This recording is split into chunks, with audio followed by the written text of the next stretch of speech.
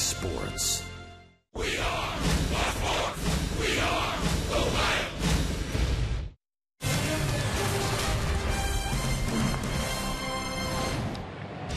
Last night in a series opener, Marlon Byrd returned from a disabled list and in his second at-bat clubbed a home run. And that would be more than enough for Reds pitching. 7 outstanding innings from Mike Leake. 2 strong frames from the bullpen. Reds win 5-0. Tonight they hand the ball to the former Marlin, Anthony DeSclafani. Well, well, well. Blue skies and sunshine. Hallelujah. After all the rain we've had the last number of days in Cincinnati. Big crowd on hand at Great American Ballpark. Round 2 of 3, the Marlins and the Reds. Hi again, everybody. Alongside Chris Welsh and Jim Day, I'm Tom Brenneman. Welcome to Reds Baseball. And playing here on the home front, Chris, has been a mighty good thing for these Cincinnati Reds. They are rolling. You're not kidding about that, Tom. They've got that mojo of Great American Ballpark working. Here's what it really bases up to. When you look at the season all the way up to May the 27th, the record was 10-11 at home. They weren't getting very many runs a game. They were getting outslugged by everybody else. But since that time, in the last 11 ball games at home, they're 9-2. Look at the run differential right there. That is unbelievable, along with the slugging percentage. So they're taking advantage of a small ballpark, and they're getting this offense going a little bit. I would imagine Anthony DeSclafani a little extra nervous tonight, pitching against a team that gave him a chance to break into the big leagues a season ago. Well, we've got all sorts of storylines tonight, and obviously DeSclafani pitching against the Marlins is one of them. He came originally from the Toronto Blue Jays, DeSclafani did, and I think he's probably surprising a lot of these Marlins brass people right now by looking at his numbers and saying, what, DeSclafani with a 2.7 earned run average? He was 2-2 last year as a rookie with the Marlins with an earned run average over 6. So he's really matured. He's settled in. He's got a lot of confidence. And when he controls his fastball, he can be a very good pitcher. He will face a left-hander, by the way. They were very good friends in the minor leagues together with the Marlins, and they were traded together from the Blue Jays. Justin Nicolino, he was kind of an emergency starter tonight when Tom Kohler could not answer the call because of a sore neck. Left-hander, not overpowering, good control, changes speeds. We'll tell you more about him later on. All right, when we come back, home cooking. How good has it been for the Reds?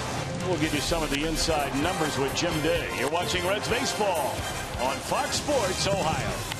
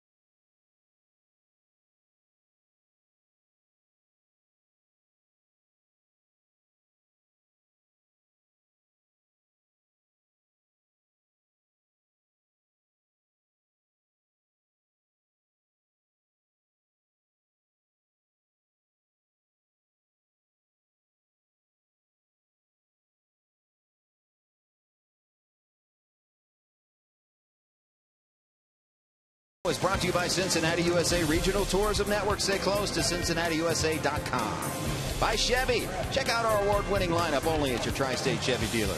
And by Skyline Chili. Feeling good? It's Skyline time.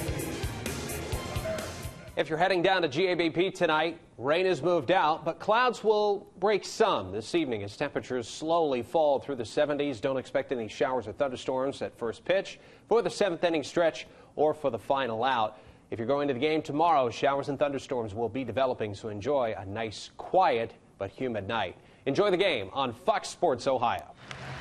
I'm Jim Day on the field. If you want to be a good team in Major League Baseball and even a good player, you had better play well at home. And Todd Frazier has certainly been doing that. It's part of our IGS Bringing the Energy. Home games this season, National League leaders. Todd Frazier leading everyone in batting average at a .369 clip, taking advantage of a homer-friendly ballpark, and has driven in 31 runs. Only the counterpart in the dugout, Giancarlo Stanton, betters him in that category. Frazier hitting right in the middle of the lineup as the Reds look for their 4th straight victory overall. And on the mound, it's a battle of best friends. DESCLAFANI versus Nicolino. They'll be combatants, though, tonight. Tom Brenneman and Chris Welsh are on deck with all the play-by-play action. Reds baseball on Fox Sports Ohio.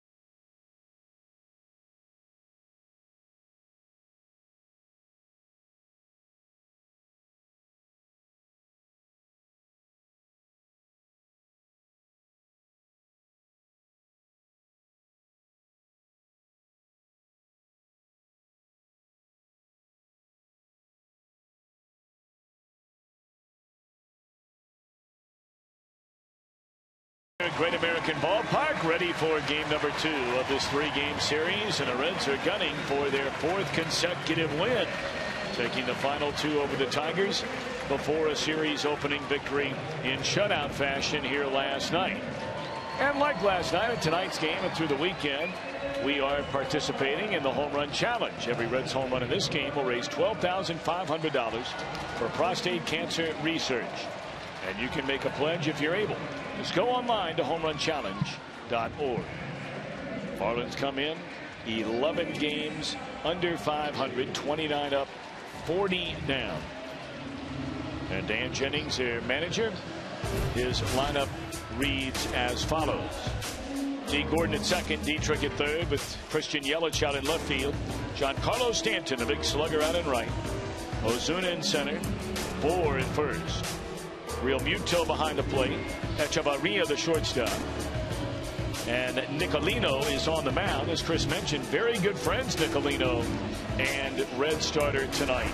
Anthony DeSclafani came up together in the Toronto organization, traded together to the Marlins, and now in Nicolino's debut, look who he's locked up against. Kind of interesting, really. There's all sorts of that little subplot story going on here. Even they met before the ball game underneath the stadium. When DESCLAFANI waited until the Marlins were out having batting practice, he walked in the tunnel underneath, had somebody go in to grab Nicolino, come out, and there they kind of got together again and probably talked about the irony of those two guys pitching against each other tonight. DESCLAFANI's really turned it around. Those are the numbers he had last year with the Marlins. 2-2 record, 6 earned run average. You know, the numbers really aren't that bad. The strikeouts and the walks last year don't indicate a guy that should have an earned run average over 6. So I got to figure he pitched in some bad luck. Had a couple of real bad games that run that Ernie up there. But he has really turned it around here this year so far. Last 5 starts, DESCLAFANI is 3-0, earned run average of 2.7. And the big thing for him is he's cut his walks in half. All right, here we go. D. Gordon, a .355 batter without a home run, 17 runs batted in. He had 1 hit and 4 at bats last night. The Marlins as a team only had 4 total and did not get their first until there were 2 out in the 6th inning. And it's the right one, says our home plate umpire Lance Marchdale. And we are underway with that hit last night. Gordon became the fastest player in Marlins franchise history to reach 100 hits. He did so in his 65th game of the year. So what a start he's off to this season. 1 ball and 1 strike. Big news in baseball today. Max Scherzer of the Washington Nationals threw a no-hitter against the Pittsburgh Pirates in a 6-0 Nationals win. But really, he had a perfect game. Yeah, how he arrived at it. Yeah, was unbelievable. He had a perfect game through 2 outs in the 9th inning. Had a 2-2 count. Actually had an 0-2 count on the hitter Jose Tabata, and eventually hit him on the elbow with a pitch that got away from him, and there went the perfect game. But he did nail down the no-no. So congratulations to Max Scherzer. Fly ball into center field will be handled by Billy Hamilton. 1 out. Well, with the sun out, this is the kind of nightmarish conditions that you have at Great American Ballpark if you play left field or you play center field and track a ball that goes into left center. You can see this is so bright back here. In this area right here can be danger zone for outfielders, and this area up here is the batter's eye, and that could be a very tough thing to see a pitch coming out of the pitcher's hand here for the next 35 or 40 minutes. Derek Dietrich, the batter, third baseman of the Marlins, playing in just his 8th game of the season. He looks at a strike. 4 hits and 17 at bats, including a pair of doubles and a home run for Derek Dietrich. They brought him up from AAA New Orleans on June the 12th.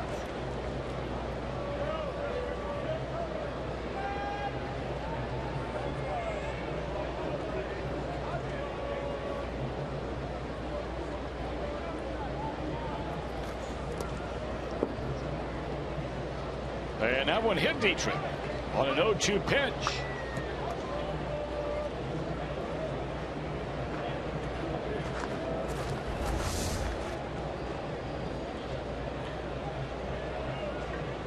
Bounced and barely grazed, it looked like, his uniform. Yeah, but he got him, and that's what the rule book says, any part of the person or uniform. You know, that is the kind of the worst hit by pitch that a pitcher can end up doing, because you're ahead in the count, number one.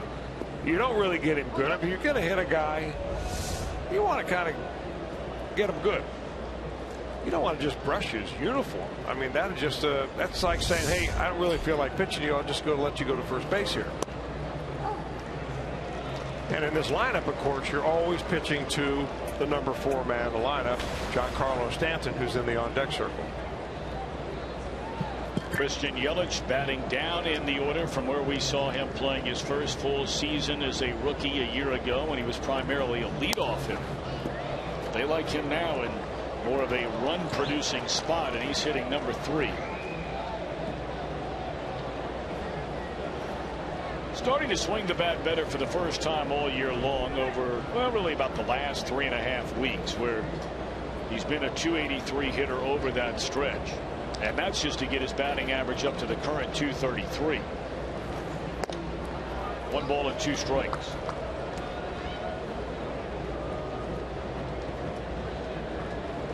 Good crowd on this Brandon Phillips bobblehead night to the first 25,000. Jim Day is going to give us a full scouting report from the man himself. Jim and Brandon talking about it late into the night last night, and then they convened to do it on camera apparently before the game today. Well, you would expect no less from Brandon Phillips, would you? No. On camera comes with Jim Day. 2-2 pitch. Got him swinging for the second out of the inning, and here comes Giancarlo Stanton. Now a fastball really thrown right by Yelich. I mean, it looks like he never even saw this ball. Look how late this swing is. Little two-seamer with good run. That's a hard pitch to handle under any conditions. Stanton just turned 25 years young during this past winter. And as many of you know, as he's down a strike, they locked him up to the richest contract in the history of baseball. Signed through the season of 2027. Runner-up for the National League's MVP award a year ago. Went to his second All-Star game. And he made the comments before the game yesterday that if he is asked to be a part of the Home Run Derby for the National League team here in less than a month now, said he'd be delighted to do it.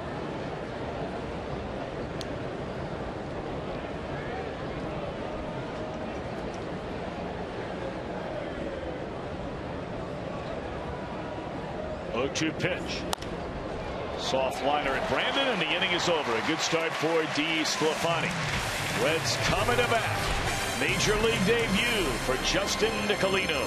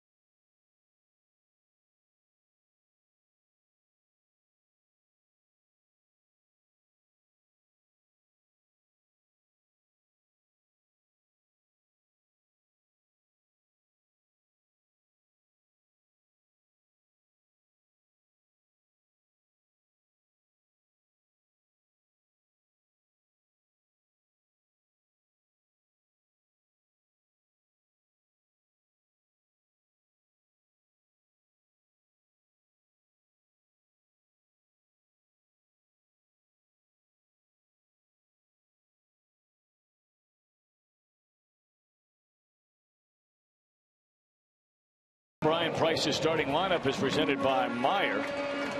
And let's take a look. Brandon Phillips making his way to the plate, followed by Joey Votto and Todd Frazier. Jay Bruce, a cleanup hitter. Brian Pena behind the plate. Marlon Byrd in left. Suarez, a pitcher, DESCLAFANI, and Billy Hamilton. And we mentioned the Major League debut of Floridian. Grew up in Orlando. Left-hander Justin Nicolino. A lot of firsts for Nicolino tonight. He's been a promising prospect ever since the Marlins got him in that mega trade they had with the Toronto Blue Jays a few years ago, including Jose Reyes and Mark Burley, among others. He's got very impressive minor league numbers, especially when it comes to the wins and losses that he's had. But you can also tell from his numbers in AAA, where he's given up more hits than innings pitched. He's not an overpowering type pitcher, a guy that adds and subtracts. Called a couple of scouts that saw him play and pitch along the way. He's got good command for the most part, but will not overwhelm you with stuff. From University High School in Orlando, Florida, had originally committed to pitch collegiately at the University of Virginia before he was taken, the second round by Toronto.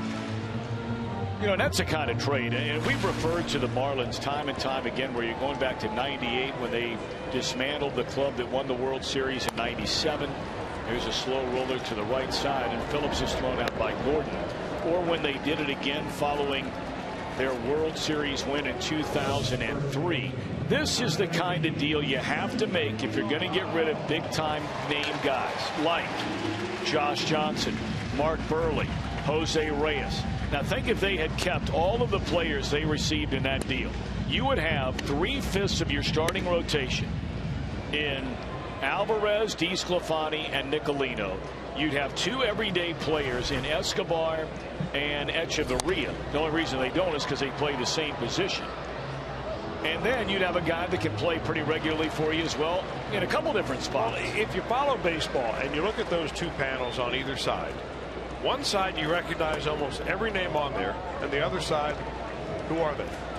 Especially when it was made. Hey, that's what I'm saying. Yeah. When it was made, you didn't know who these guys were. Who are they?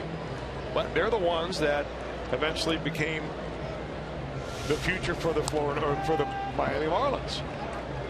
And you're right, Tom, but in order to make a trade like that, you rid yourself of a lot of payroll, but you better have confidence in your scouts.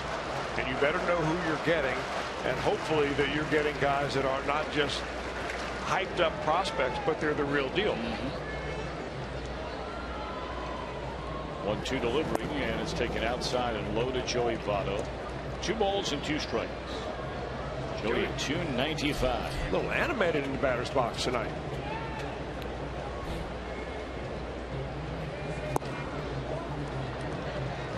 That's Pete Rose-esque. Watching that baby all the way into the catcher's mitt. Joey's reached base in a season high 27 consecutive games. You see what he's done here in the month of June after a very disappointing May. And he's drawn a 1-out walk.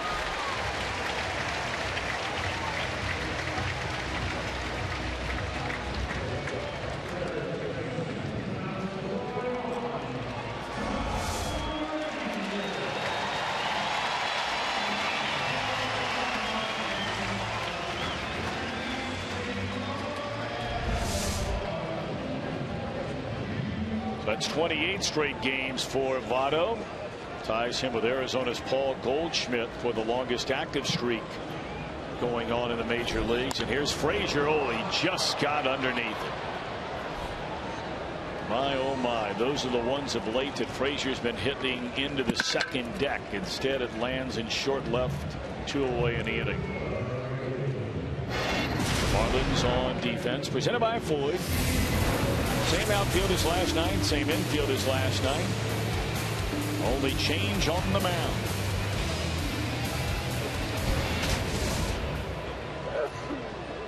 Now left-handed batting Jay Bruce at 233. Has 10 home runs and 32 batted in. Bruce knocked in a couple of runs with an 8th inning 2-run double last night. Also drew a walk. And over the last 3 games, Bruce has 8 hits and 12 at-bats. Of the 8 hits, a home run, 3 doubles, has scored 5 and knocked in 3. That's doing it. And the Reds are hoping that is just the start of an extended hot streak for Jay Bruce. And Lord knows when he goes on him, he does as much damage as anybody in the game.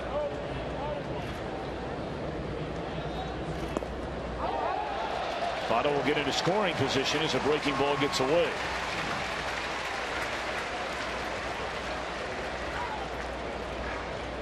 Looked like just like a little lackadaisical effort on the part of Real Muto. These two were battery mates together all the way down in Double-A last year. So it's not like you're asking an established catcher to work with a young pitcher making his major league debut here tonight. These are a couple of youngsters. Line to first, inning over. 1 left. We played 1 and we are scoreless.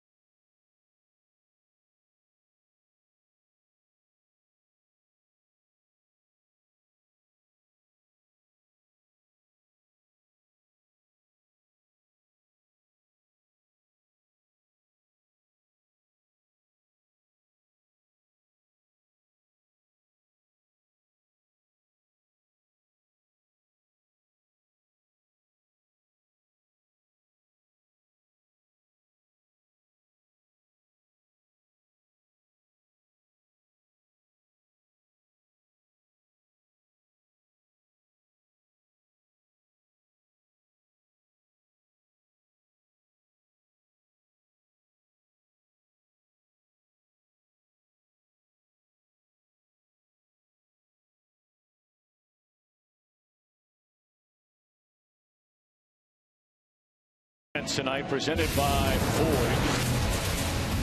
Hamilton flanked by Marlon Byrd. Came off the disabled list prior to the game last night. Jays and Wright. Frazier, Suarez, Phillips, Votto get used to that infield. And Pena back behind the plate.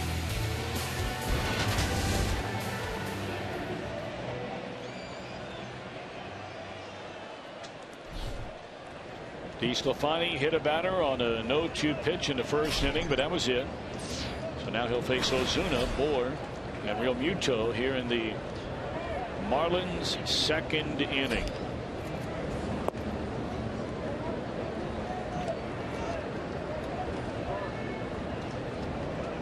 Ozuna slow to get started so far this season.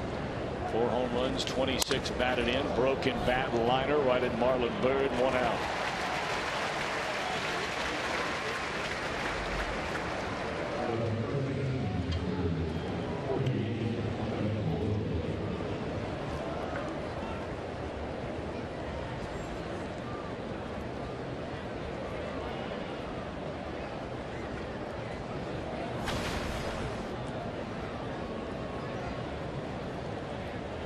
Justin Bohr, originally drafted by the Chicago Cubs in the 25th round going back to 2009.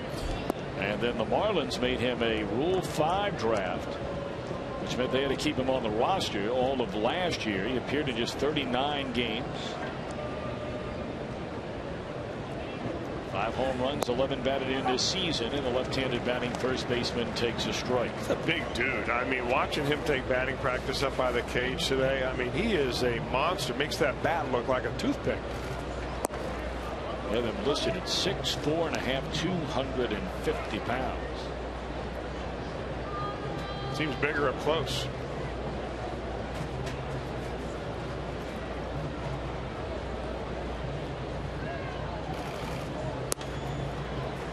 Three balls and a strike.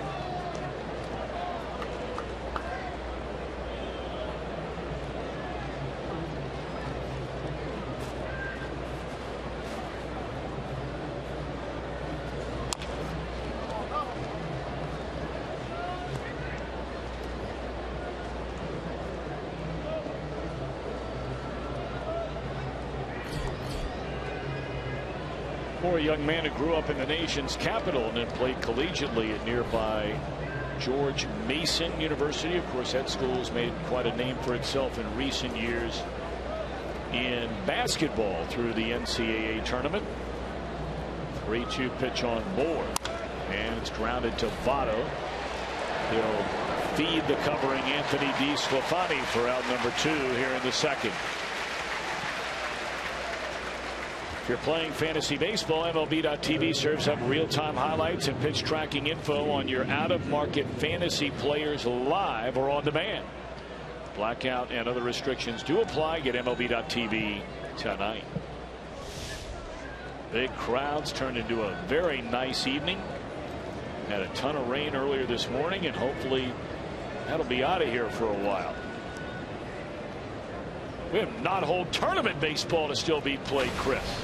Not only big league baseball. You know, it reminds me how you had a rain out today. Yes, and tomorrow.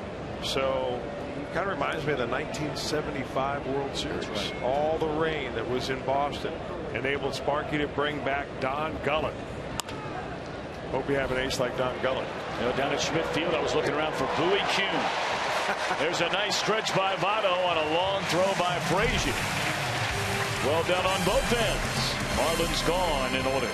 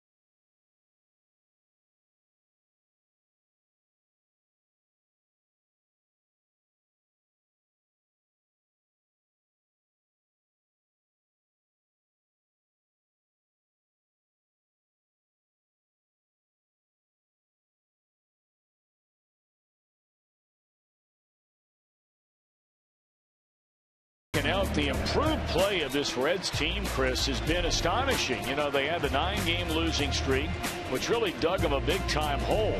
But look what they have done since then in a number of different categories, most importantly, the one at the top. Well, you're right. The winning percentage is what it's all about, but the earned run average is better. The batting average is way better. The home runs are up, obviously, but you know, it's a ball club that has been streaky for more than just this year. They had 2 7-game losing streaks last year and a 9-game losing streak this year. So it's a team that kind of teases you and then breaks your heart and then teases you a little bit more. Let's hope that this tease is something that is more of a trend rather than just a little small sequence of games they put together where they seem to be playing well.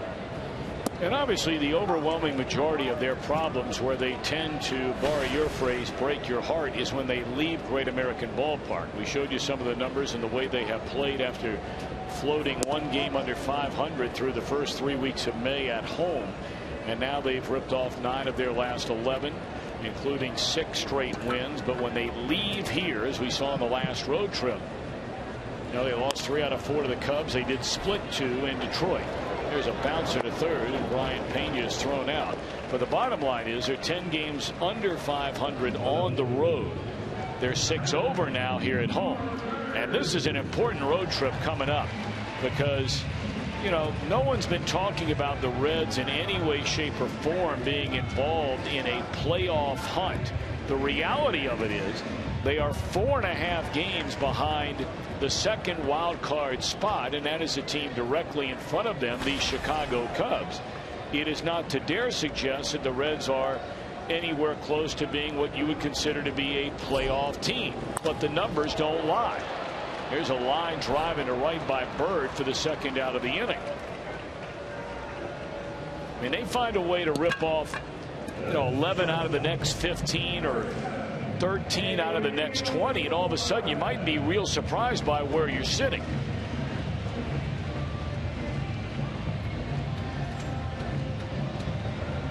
Well, they seem like they've got the confidence to do it. I mean, this is a completely different attitude in the clubhouse now than it was, say, 2 weeks ago. I mean, you can hear a pin drop in there then, and now they're looser. They're having a little bit more fun. You know, they have been hit by injuries, but little by little they maybe feel like they're getting healthy. They got Marlon Bird back, comes back and hits a home run in his first night back. I'm a little surprised, though, so far in this ball game. We've only been through 6 batters in this game, but how anxious the Reds are to put the ball in play against this kid. This kid's making his major league debut. And the guy that gave him a chance to walk him, Joey Votto, he walked him. I can tell you, a young pitcher wants you up there swinging at the first pitch and second pitch. It's the 4th pitch. It'll take care of Suarez in a 1-2-3 inning. 8 total pitches in the second inning for Nicolino.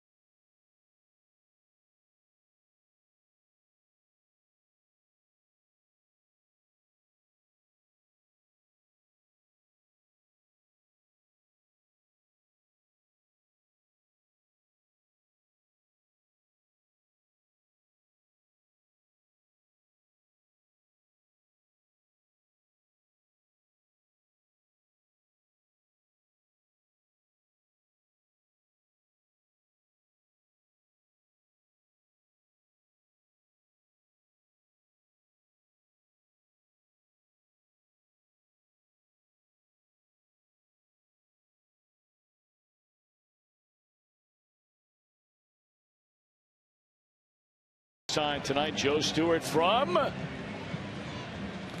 Hurricane, West Virginia. Thank you. And he would win that new Tundra. And you can register for your chance to win. Just stop by your Cincinnati and Northern Kentucky Toyota dealer. We bring that up for some of you wondering why. The other night, the Detroit Tigers had a young man who grew up in what I said on the air was Hurricane, West Virginia. So did I. We found out the next day it is pronounced by the locals as Hurricane, West Virginia. And he came back to pitch the very next night in front of a lot of friends and family here. So I'm glad we got that straightened out. That'll roll foul. Adani Echeverria, the shortstop, leading things off in this scoreless third inning for the Marlins.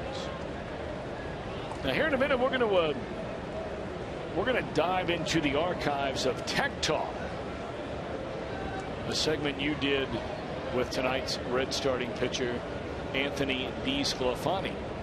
Now what is this going to be about? Well, really about his delivery. He's got a kind of an unusual little hip movement in his delivery. We'll watch him for a couple of pitches first where he brings his leg up and then he tilts his hip.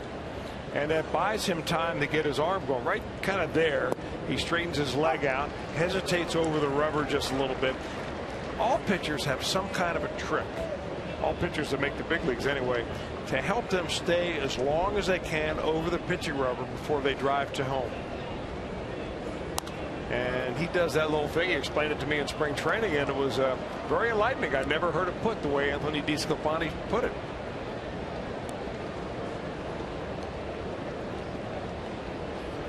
A little hard to see that move from the center field camera, but we'll show you what he explained to me back in Goodyear. That's a good pitch right there. Got in on Echeverria. So let's dive in.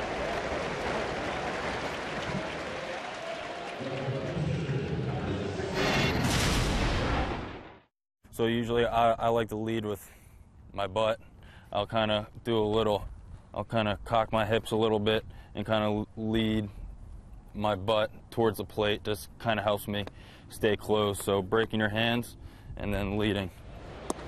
And breaking your hands leading, but you see where the elbow goes. The elbow goes up. The glove kind of shows the glove to the catcher, which keeps his shoulder closed. And that's really one of the first things you see about DeSclafani that impresses you, is that he's got a repeatable delivery because he really stays very calm and closed right there. And that's where it all comes from when you're a pitcher.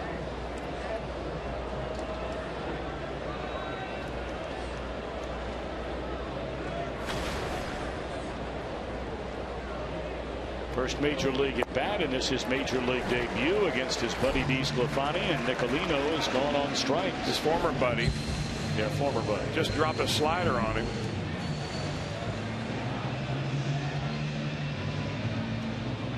I mean, those two together, they could have come up with a pretty decent Italian restaurant. Nicolino and DeSclafani.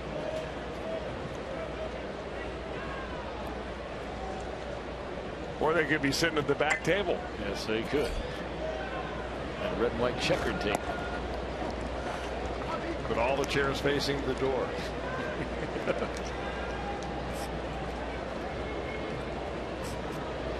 Oh, and won the count on D. Gordon. He popped up to Hamilton, leading off the game.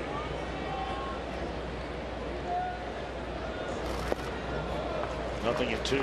I tell you, we have no crystal ball. You don't know what this season will bring for DeSclafani and Lorenzen and Iglesias when he comes back. Of course, John Moscott, losing him for the season after the injury. That one is hit foul. And there is absolutely no doubt that the experience these talented young Reds pitchers are gaining this season, good, bad, or indifferent, overall season numbers for the Reds as a team should lay the foundation of a very, very good Reds starting rotation in years to come. What an inning. Great inning. 1, 2, 3. That's 8 in a row retired by DeSclafani.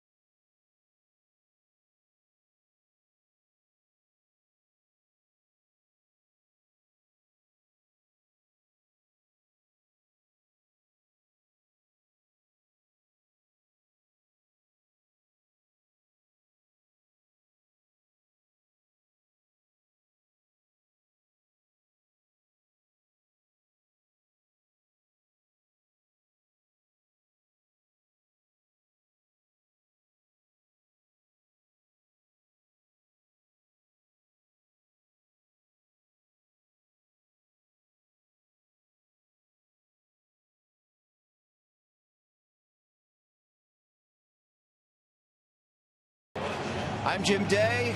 Devin Mesoraco met the media today and finally announced that he is indeed having season-ending hip surgery. It will happen on June 29th in New York. Dr. Brian Kelly will perform the surgery along with Dr. Timothy Krimchek. Brian Kelly is a renowned hip specialist. And there's been a lot of talk about this rehab procedure and maybe prolonging this surgery. And Devin said, flat out said, it wouldn't have been fair to the fans, his teammates, and even mentioned Mr. Castellini if he didn't try every effort to come back and to perhaps be a pinch hitter as that ball falls in for DESCLAFANI. And even trying left field, but after 3 days with the Louisville bats and pounding that hip, he just realized that he had reached the end of the line. And he said that the timetable of him coming back will not hamper not only being ready for the 2016 season, but being ready for when he would normally start his catching routine in the offseason. So Devin Mesoraco officially shut down. He will have that hip surgery, and we wish him the best. Well, that's the very end of the play that started when Marcell Ozuna completely just lost footing beneath him. All the rain that fell here earlier, you could never tell by looking at this ball field that it probably got 3 inches of rain here this morning. Well, you're not lying. And you know, as well as this field drains, it is still wet. That turf is, and he just kicked up the divot. All right, so the leadoff man avoided his, scored a base hit. 1 ball and 1 strike on Billy Hamilton at 222. 3 home runs, 18 batted in. Billy 1 of 3 in the game last night. What are the injustices of scoring, really? Pitcher makes a good pitch, gets a guy out of the end of the bat, an easy fly ball. The guy falls down, and you get a base hit out of it. Fielder loses a ball in the sun, it's a base hit.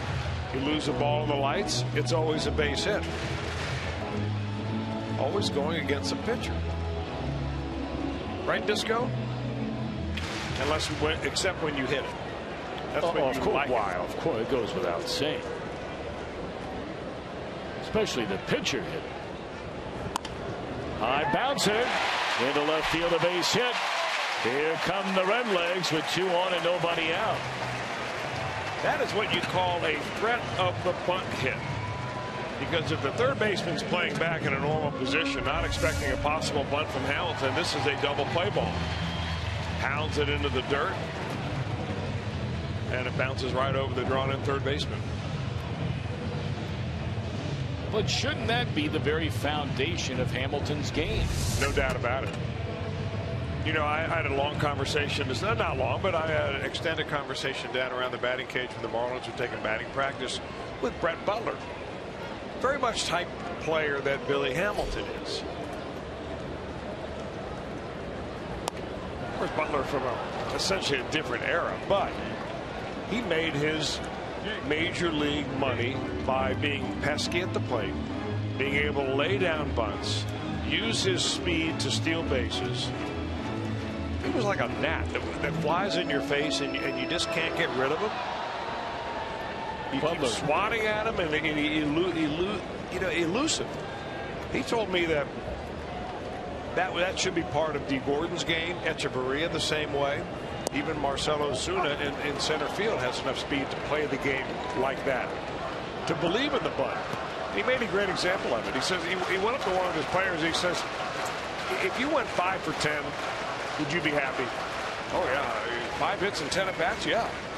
Well, what if you got thrown out 5 times out of 10 laying bunts down? That wouldn't make you happy. No, that wouldn't make me happy. Well, what's the difference? He also said that when he would play, and maybe this is a different era of way the benches and dugouts are, but when he would go back to the dugout after he struck out, there would be teammates in the dugout that would be all over him, telling him, make contact. You're up there to make contact, not strike out. Teammates. Sure. Not coaches or managers. The Butler standing right on the top step of that Marlins dugout. There he is. Doesn't have much voice left anymore. I was talking to him, as Chris mentioned, before the game today, and known him a long time. Well, what an outstanding player he was. A career .290 batter. 1-2 to Brandon, and a bouncing ball after he failed to put down a bunt. He bounces into a double play. It looked like Brandon was bunting on his own, but quite frankly his heart didn't appear to be in it. After the first bunt attempt went foul, then he showed bunt and took a strike. And 2 on, none out becomes runner at third, 2 outs for Joey Votto.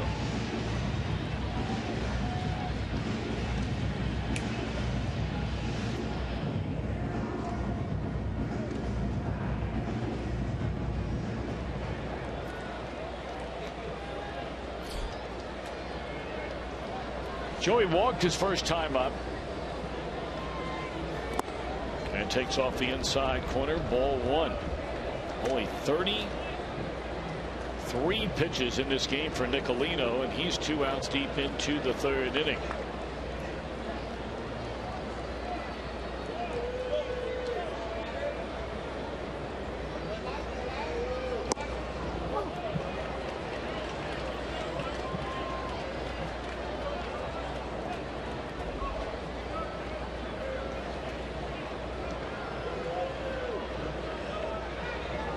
Cardinals and Phillies underway. Cardinals trailing 1-0 that game in the 3rd. We told you the Pirates were no hit today by Max Scherzer. That's off the outside corner, 2-1 on Votto. The Chicago Cubs winners today. Won late, 4-1 over Minnesota. 2-1 to Joey Votto.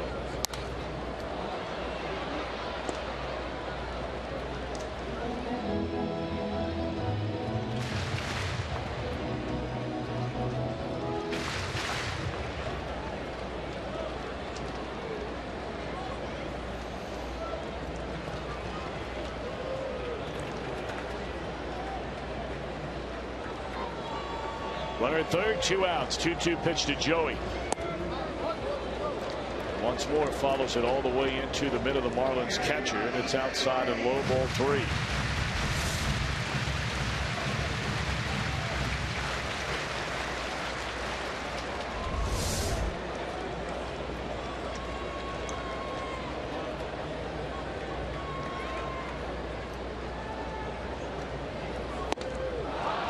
Votto gone swinging to end the inning.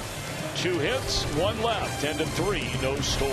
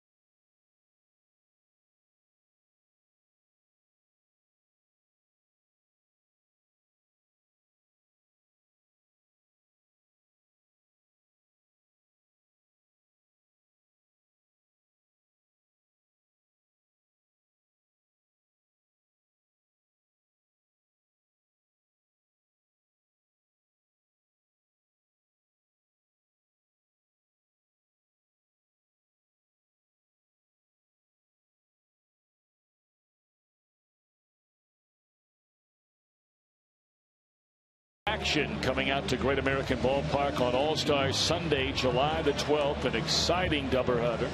Celebrity softball game followed by the Futures game. And tickets are available now at allstargame.com. No runs, 2 hits, 2 left for the Reds. No runs, no hits, 1 left for the Marlins. Only 1 base runner for Miami through the front 3 against a man who drew his paycheck from the Marlins a season ago, Anthony DeSclafani. He'll face Dietrich, Yelich, and Stanton here in the Marlins 4th.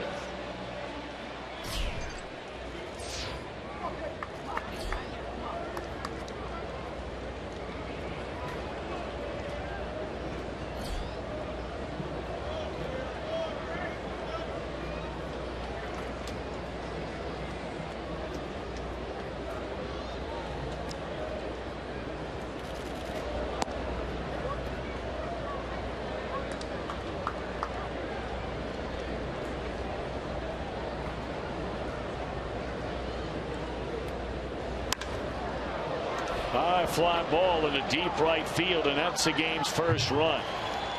I mean, that is way up there. 4 rows from the top. Dietrich his second home run, 1-0 Miami in front.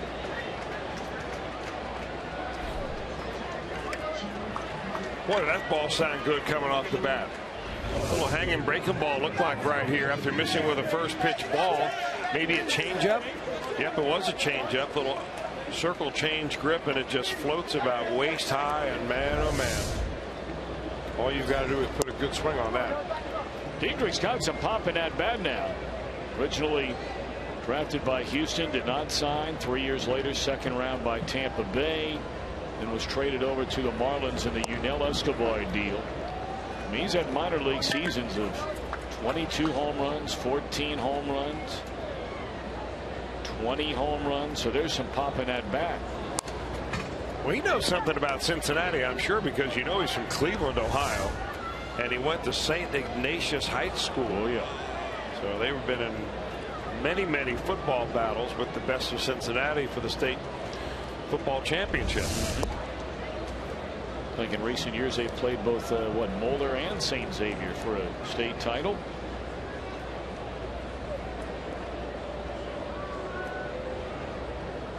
They've had some incredible athletes come out of that school. 3-2 on Yelich. He struck out his first time up. Reds missed a big time chance in the 3rd inning. Brandon Phillips unable to put down a bunt with first and second and nobody out. Bounced into a double play, and then Nicolino able to strike out Joey Votto with a runner at 3rd base. That ended the inning.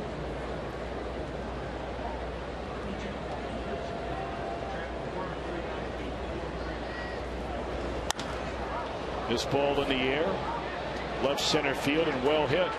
That'll one hop the wall. Home run double to start this Marlins 4th inning.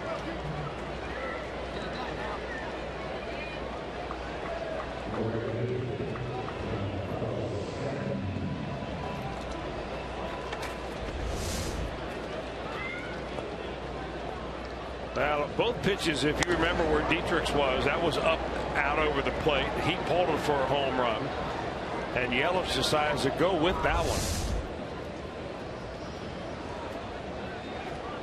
And really, at this point in his career, DeSclafani really should just think about staying down in the zone. Occasionally, you can work that 4-seamer up because he's got pop. It's a mile into the air and not a play off the bat of Stanton. But sometimes when you're a pitcher and you work down the zone, down, and then you try to go up for a couple of pitches, you lose your aim. Sometimes it's tough to go back down. More veteran pitchers can do that easier because they've done it a long time. But when you're pitching in a tight ball game, you just have to go with what is your strength. And for DeSclafani, it's that hard sinking fastball down in the zone, hard slider against right-handers. Stanton is likely to get a couple of those here.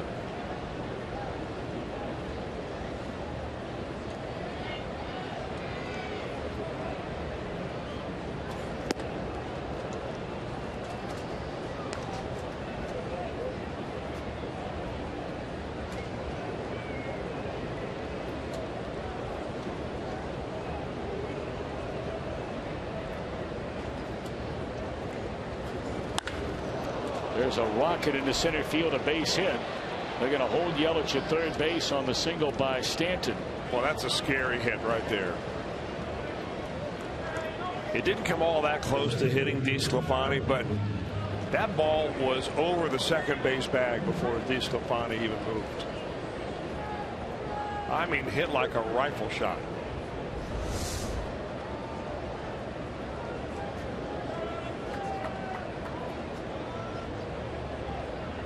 Those two guys standing over there at first base, that's the GDP of many industrialized nations standing next to one another over there.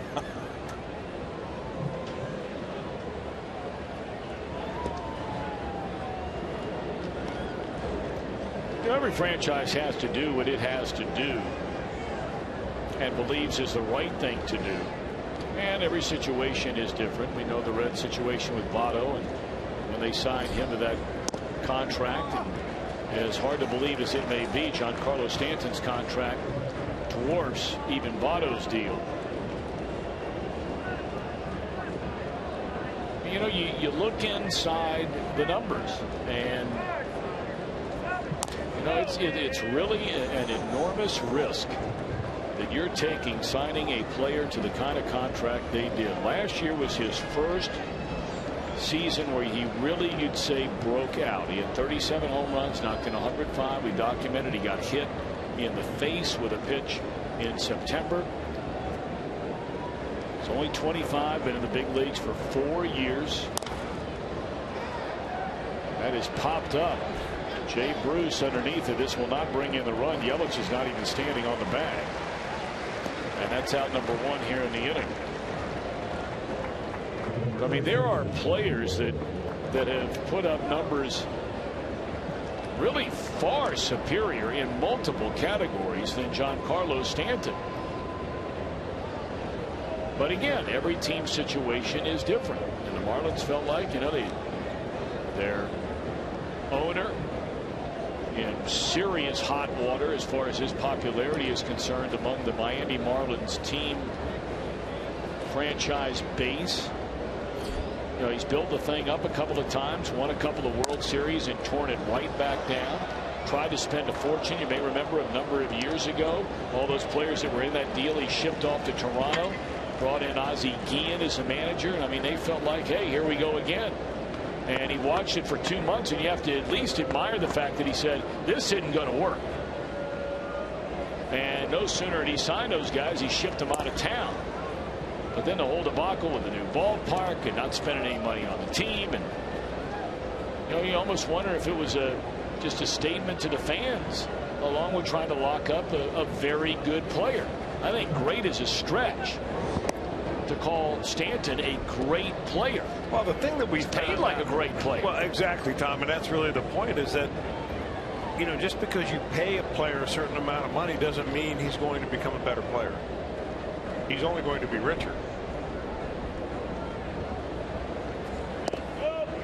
And Joey Votto doesn't have too many neighbors down there at first base that come along that are richer than him. But you're looking at one right there.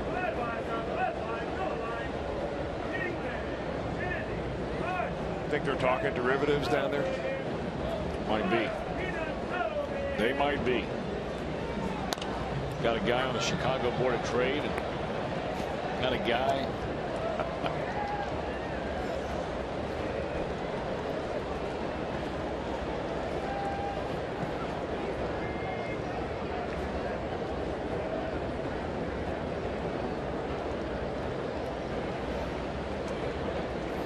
Two and two the count on Bohr. A run home, runners on the corners, one out.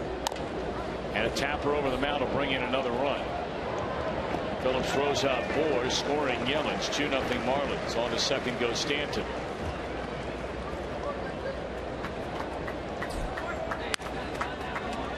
Well, there might be some fans out there that are yelling at the TV saying, did I hear Brenneman just say Stanton's not a great player? Chris, you tell me. I don't know if I would look at him and say that's a great player. No, I mean, it's a short sample size now. Great is hard to define, yeah. But I mean, if you make a list in Major League Baseball of the best players that you could pick, if you were just going to start drafting a team, you ask yourself, where would Giancarlo Stanton be in that list. I mean, the bottom line for me is he's an outfielder, right? Would he be one of the first 3 outfielders you'd pick to have on your team today?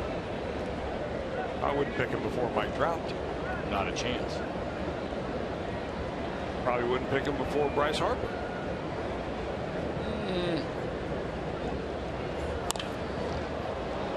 There's a drive into left field, and that'll sail over the head of Bird.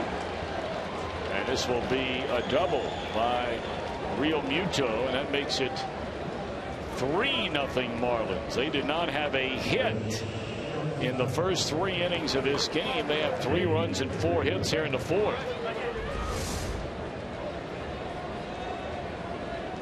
Well, he hits this ball nearly one-handed. It's a slider, but again, look at the location as far as the height of the ball, above the knee.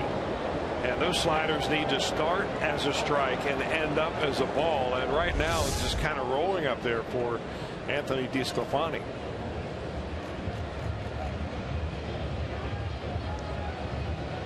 Jeff Pico going to come out and slow things down a little bit here. It has been a shocking inning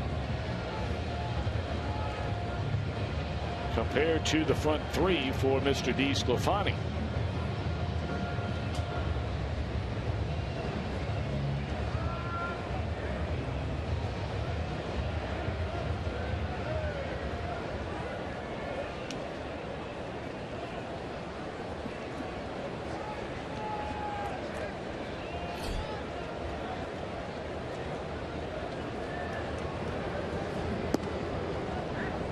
It's interesting when you start bringing up that idea about top 3 outfielders, you know, and you start circling around the major leagues and you start looking at some of the players who show up most frequently on the leaderboard and in whatever category it is you want to talk about.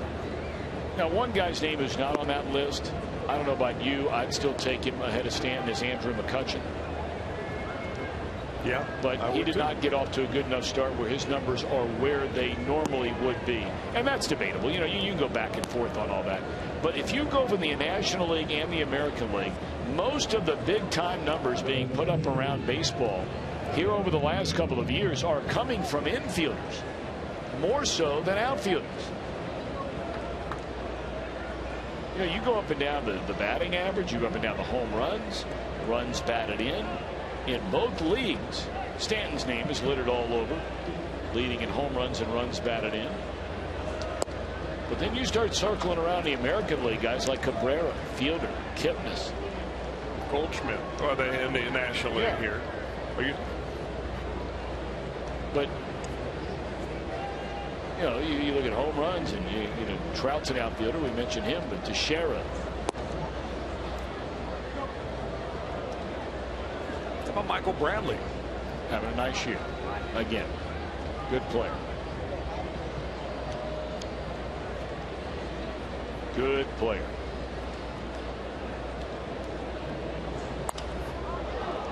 Now, Harper's a guy, you brought up his name, that there's a guy that, for me, again, that still, I think we all agree he will be there. He just recently injured, but having the best season so far. But he still never knocked in more than 59 runs in a season. Yet. Still very, very young, much younger than Stanton. Now, one dribbled foul behind the plate, 1-2 on Nicolino.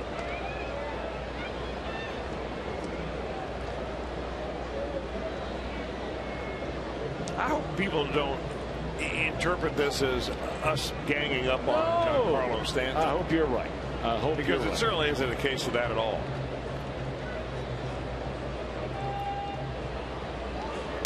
I think part of the sizzle that surrounds Giancarlo Stanton is the length of his home runs and the mammoth height and the beautiful shots of these home runs and the exit speed as measured now by FX.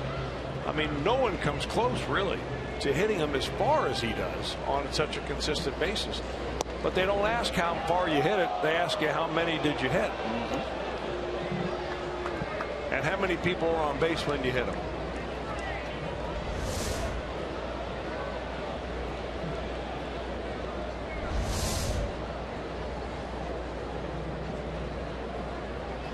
Two and two to count.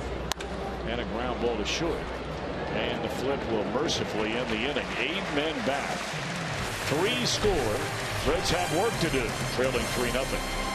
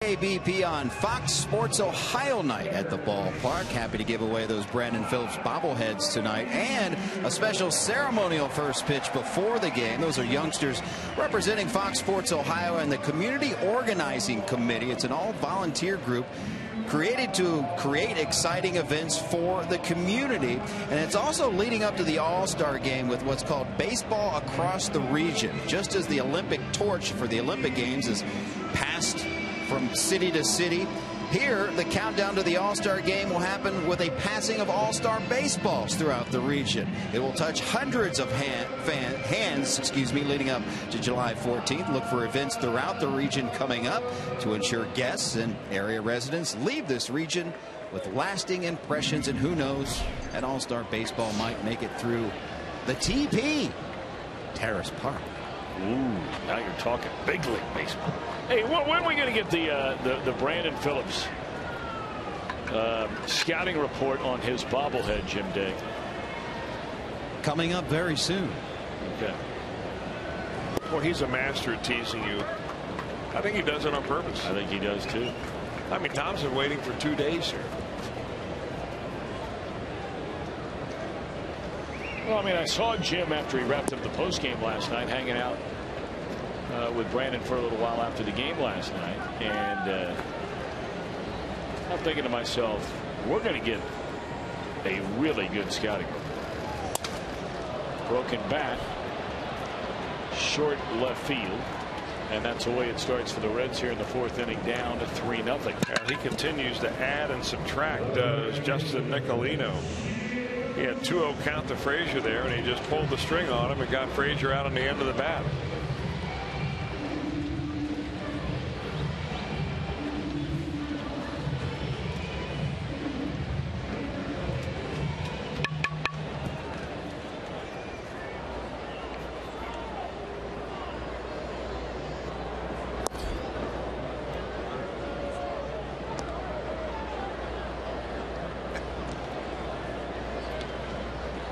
Jay Bruce lined out to the first baseman his first time up, and this time he'll loop one over the first baseman into right field ahead. Third hit for the Reds. They had a back-to-back to begin the 3rd inning, and here comes Brian Pena.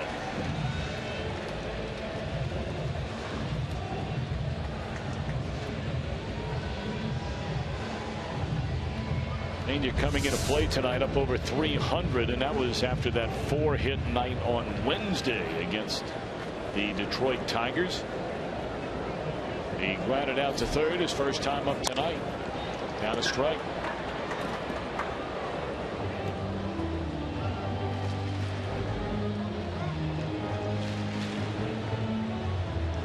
Boy, it is so nice to see blue skies and sunshine. It's been a few days. Everywhere we've gone, really, outside of that final day in Detroit. Double play ball here, inning over for the Reds. We go to the 5th. Marlins lead 3-0.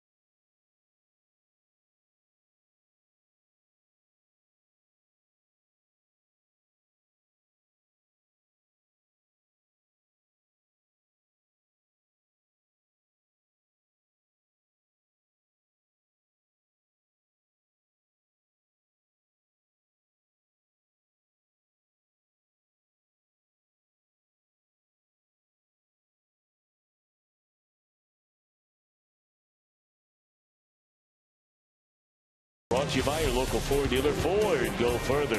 By Meyer, find more for a healthier you at Meyer.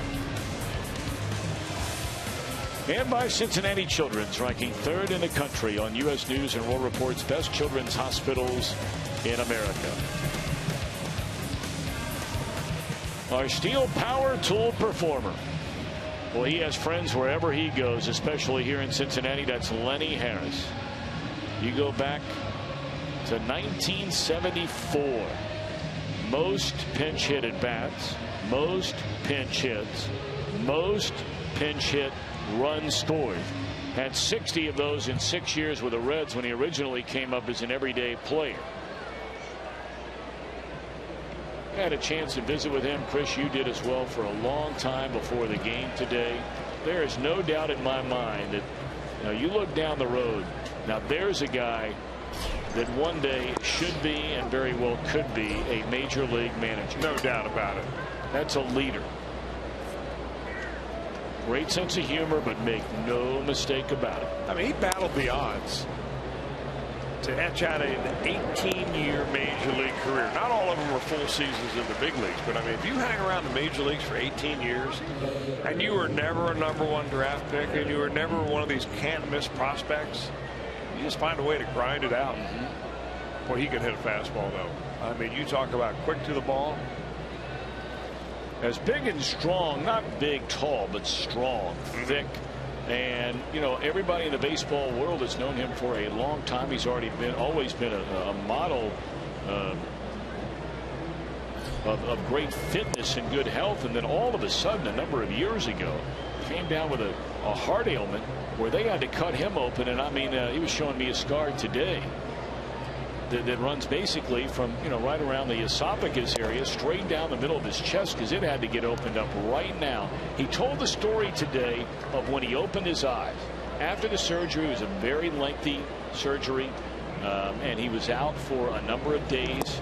They wanted him to be completely shut down and rest. When he opened his eyes, the first person standing there next to his bed was Tommy Lasorda. Lenny was working in the Dodgers organization. There's ball 4 to Dietrich. And it just goes to show you sometimes.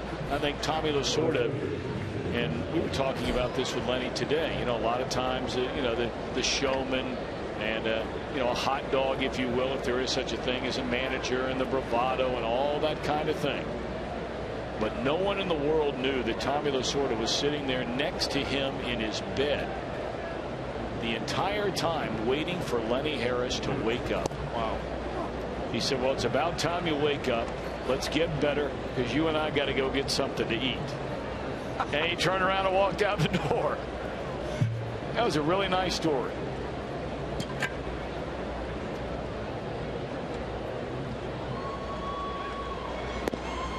But man, it's all about winning with Lenny Harris. We were talking to him before the game. He said, players, you know, today, he said, I'm not trying to sound like one of those old guys. He said, you know, I don't want to hear about this or complaining about that or anything else. He says, your job is to go out there and compete and to win. And he said he learned that in the Cincinnati Reds organization.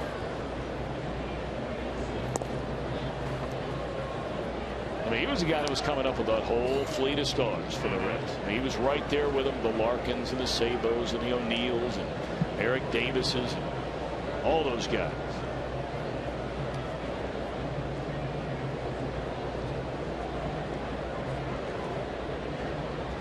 Two-one to Yelich.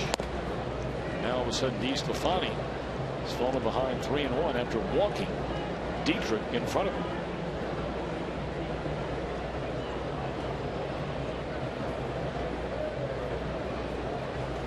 And on the horn is Jeff Pico to the Reds bullpen.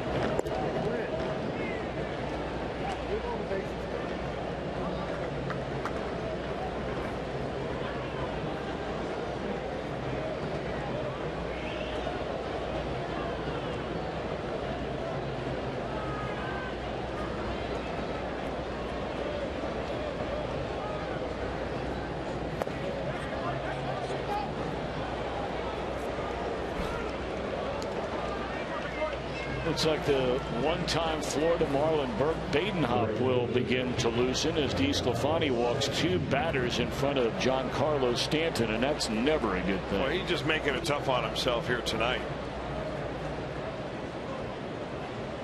And he just obviously out of kilter a little bit from his mechanics. Well, he looked so good in the first 3 innings. First 10 batters, 26 strikes, only 11 balls. Had 6 out of the first 10 0-2 counts. 7 out of 10 2 strikes on hitters. And what he once had has now gone away. This is when you've got to be your own best pitching coach. Now you do have Pico out there trying to tell him, maybe working on some things in between starts. The anchor that kind of takes you back to where you need to be in your delivery. But it really is on the shoulders of the pitcher. You're the guy that has to break down your own delivery and find the one thing that keeps you together through your whole delivery so you can throw the ball where you need to. First 3 innings, great. Since then, not so much.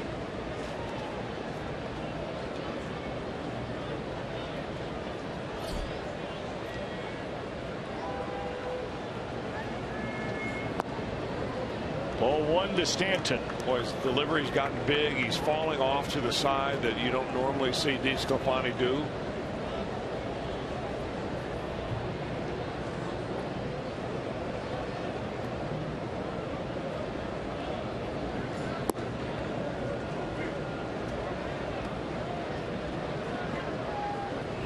You've got to throw whatever this pitch is with conviction.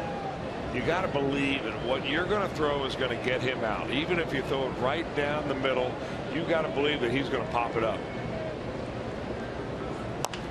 or get a ground ball. Well, he'll take the out at first, and that'll be the second out on a 2-0 pitch to Stanton. Dietrich on to third base and Yelich to second. One more out to go for DeSclafani. Looked like a little cut fastball there. Coming up later on, we'll have our Miller Time moment, and as always, that is brought to you by Miller Lite.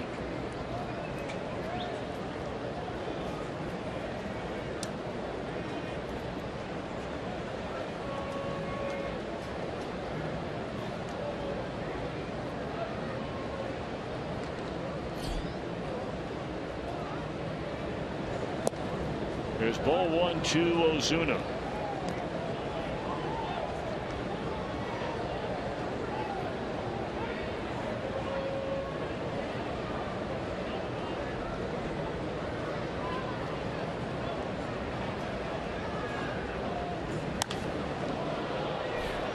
In the air, right field, hit pretty well. Bruce with room is back against the padded wall to end the inning.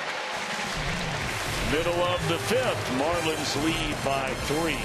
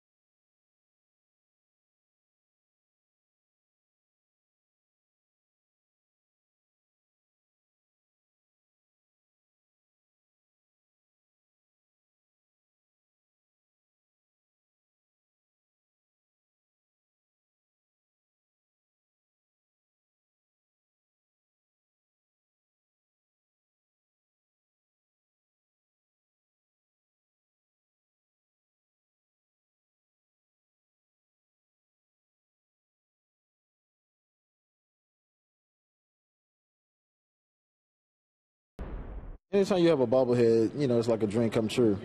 And for him to see myself running after a ball, perfect form and everything, you know, the head can move a little bit. I mean, I just think that it's just a mini-me of me, and he's just so beautiful.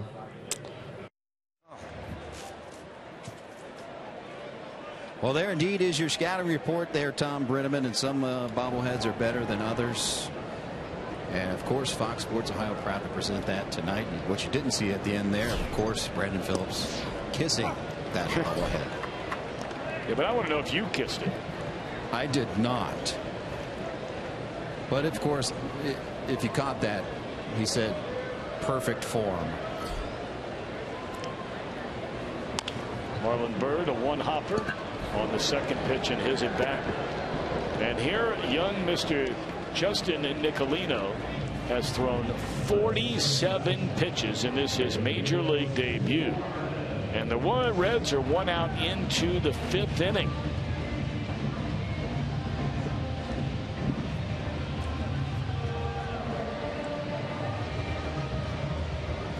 And bear in mind what Votto, his first time up, went to 3-1, drew a walk. Votto, his next time up, went to 3-2 before striking out. So in 2 plate appearances, Votto, and that's not looking back on how many foul balls or anything he had in those plate appearances. That's 11 of the pitches of 47 in just his trips to the plate.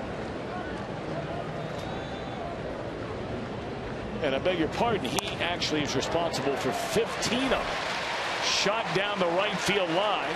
Stanton cuts it off, but not before Suarez pulls up with a double. And DeSclafani will be taken down for a pinch hitter. Now Suarez had a double down the left field line in his last at bat last night. This time he decides to go the other way with it. That's a nice bit of hitting.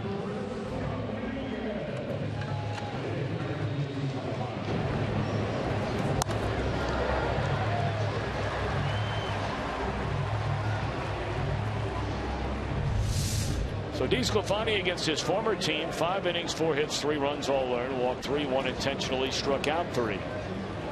And here is Chris Dominguez batting for Anthony. Big breaking ball drops in there, but off the outside corner. It's ball 1.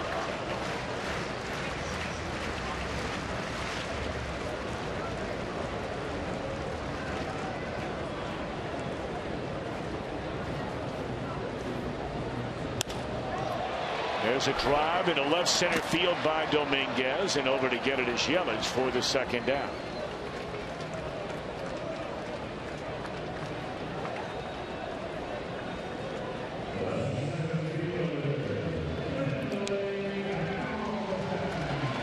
Billy Hamilton bounced one over a drawn-in third baseman for a base hit, his only time up tonight. That's really the only hint of a threat the Reds have in this game when they put the first two on in the third inning.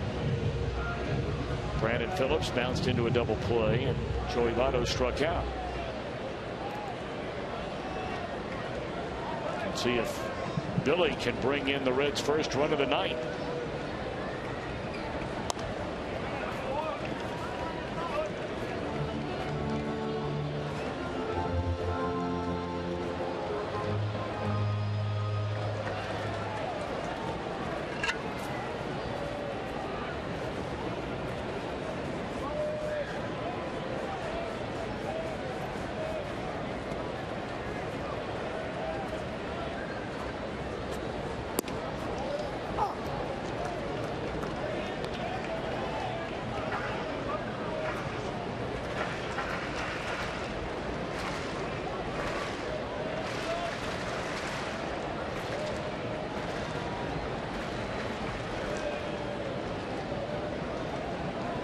Two on Billy Hamilton.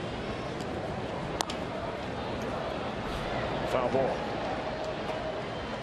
You know, the style of pitching that Justin Nicolino has shown the Reds tonight is exactly what they hope to get out of a left-hander they have down in AAA at Louisville, David Holmberg. And really the only difference between Holmberg and Nicolino at this point, I mean, they both throw about the same velocity. They have about the same movement on the ball. They have the same pitch repertoire, but it's all about commanding your pitches. And when Nicolino really needs to put it down and away with a changeup, he's able to hit his spots. He walked one batter. That was Votto in the first inning. And that's it.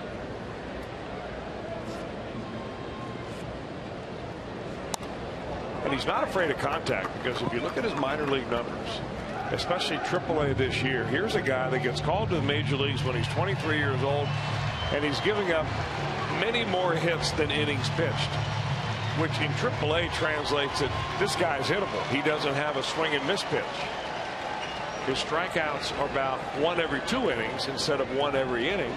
So all the peripheral numbers that a lot of people look at aren't there for him. But they think he's got pitchability, and he's showing it tonight. Liner at the shortstop, inning over. We played 5, and the Marlins lead 3-0.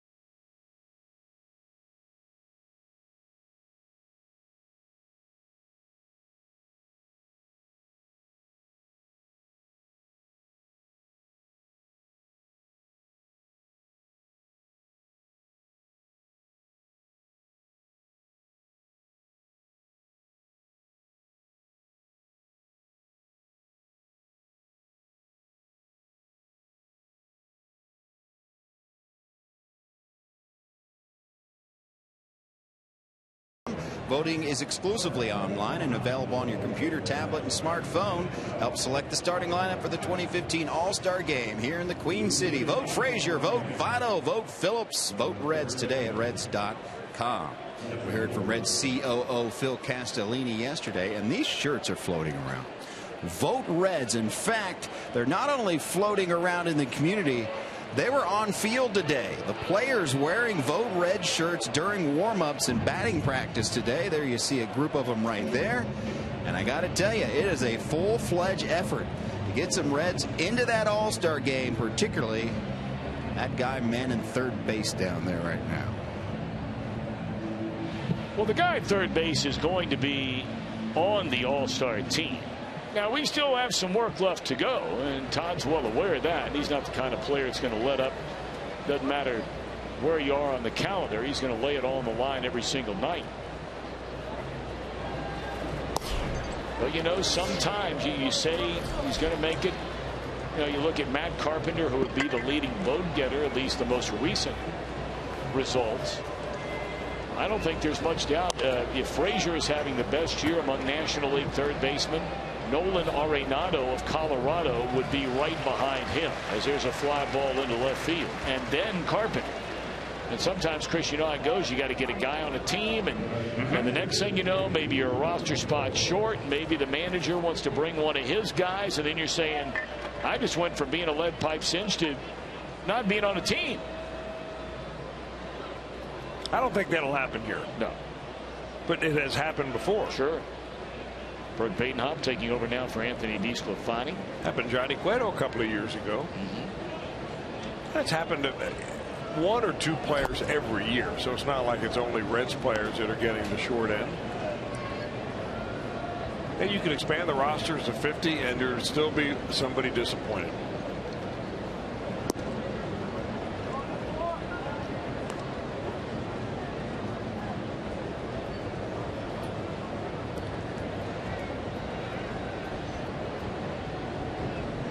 I mean, you look at Joey Votto, for example. I mean, Votto's putting together a really nice season. Has that on-base percentage up among the league leaders where it always is again. Right around 300, 14 home runs, 36 batted in, 13 doubles. But my, oh my, you talk about first baseman in the National League having some big-time years now. We've already talked about Paul Goldschmidt. You know, he has just been off the charts. And the same thing for Adrian Gonzalez of the Dodgers. Although Gonzalez has really tailed off of late, while Goldschmidt just continues to turn it up a notch seemingly every week. Extraordinary moments happen every night in baseball, but on one night they happen in one place. Cincinnati, Ohio. Tuesday, July the 14th. It'll be baseball's 86th All-Star game. Coverage begins at 7 Eastern time on Fox. That brand new video board will be up. Already putting up the foundation of that, if you will, out in right center field. All that came together thanks to our friends from Procter & Gamble and the Reds. Badenhop retires aside in order. Reds have a top of the order. Coming up, down by 3.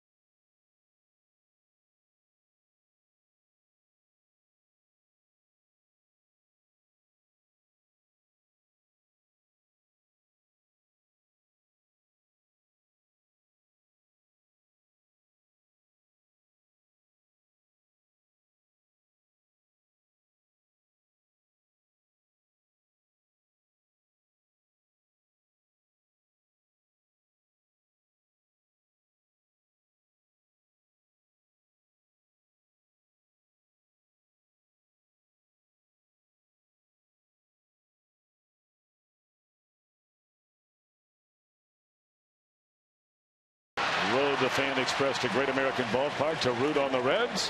And you can still try and squeeze your group in. The dates are going fast.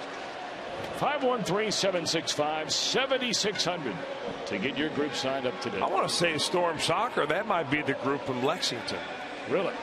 Saw them on the board earlier today when they were not only honored by being in the Fan Express, but on the big board here at the ballpark. I could be wrong, but I think there's a group down there called Storm Soccer. There might be one. There might be a Storm Soccer in every city.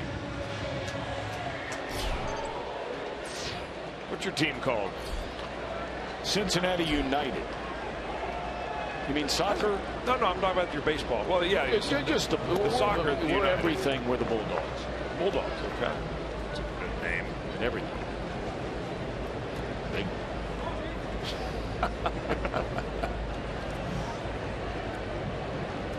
1-0 count on Brandon Phillips, and he chased that one down and away, and illicit at Yelich. Kid's got his changeup working, and that's what he has thrown tonight. 79 miles an hour on that changeup, and he's had a lot of outs in that pitch.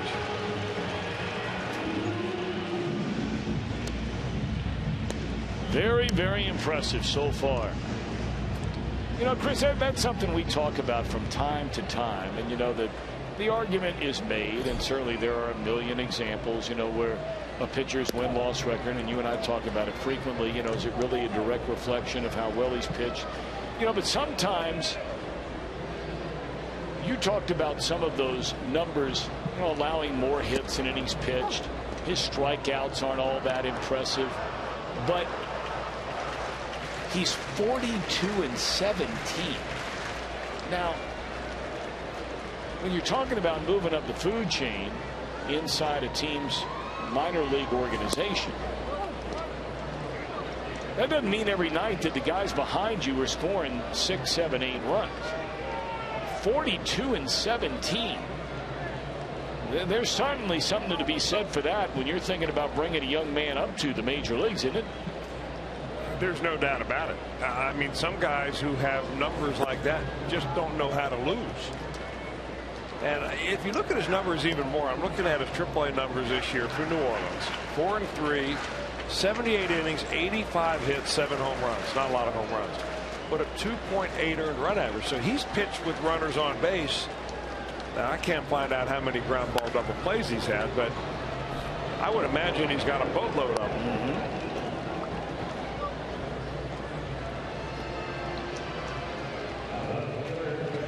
Certainly this young man in his major league debut, Justin Nicolino, has put himself in the Kia driver's seat so far. Very, very impressive.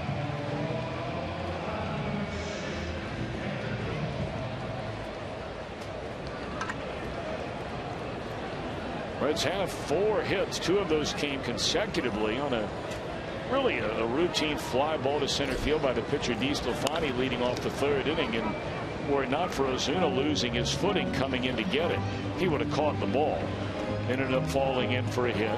Hamilton just bounced one over the 3rd baseman's head, and outside of that, you know, 1-out single by Bruce in the 4th, 1-out double by Suarez in the 5th. He's retired Phillips 3 times, Votto twice and a walk, and Frazier's 0 for 2.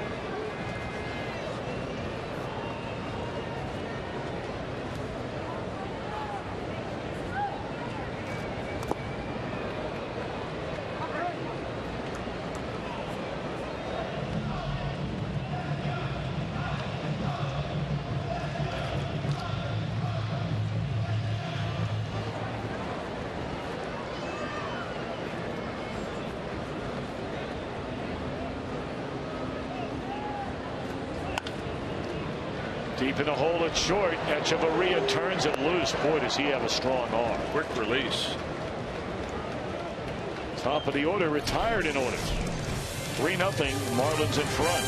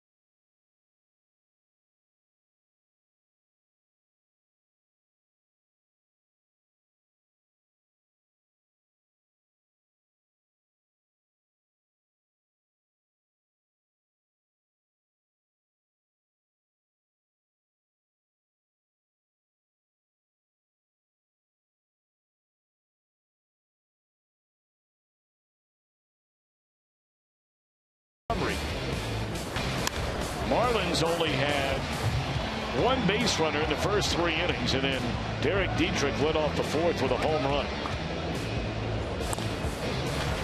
Yelich had a double. Stanton had a single. The ground out brought in a run. Real Muto with a run-scoring double in a 3-run 4th inning. And that's been more than enough so far for Justin Nicolino. And it's his major league debut. He's allowed no runs on 4 base hits.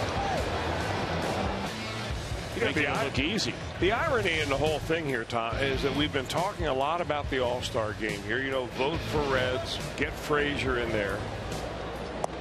Well, one of the places that I go to try to get numbers and information about minor league players like Justin Nicolino before he got called up is MILB, the MajorLeague.com for minor leaguers, MILB.com. And you go on that site, and they also are having a push to vote for AAA All-Star players. And would you know it that Justin Nicolino is right on the front page. How about that?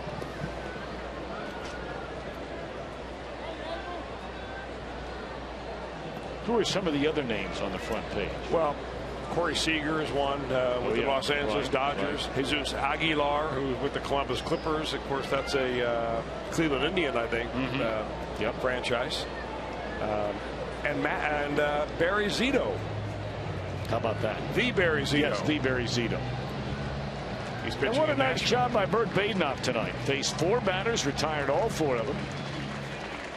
This will be our Skyline Chili call to the bullpen. Left-hander Manny Parra will come on here in the 7th. Reds are down 3-0. We are back in a moment.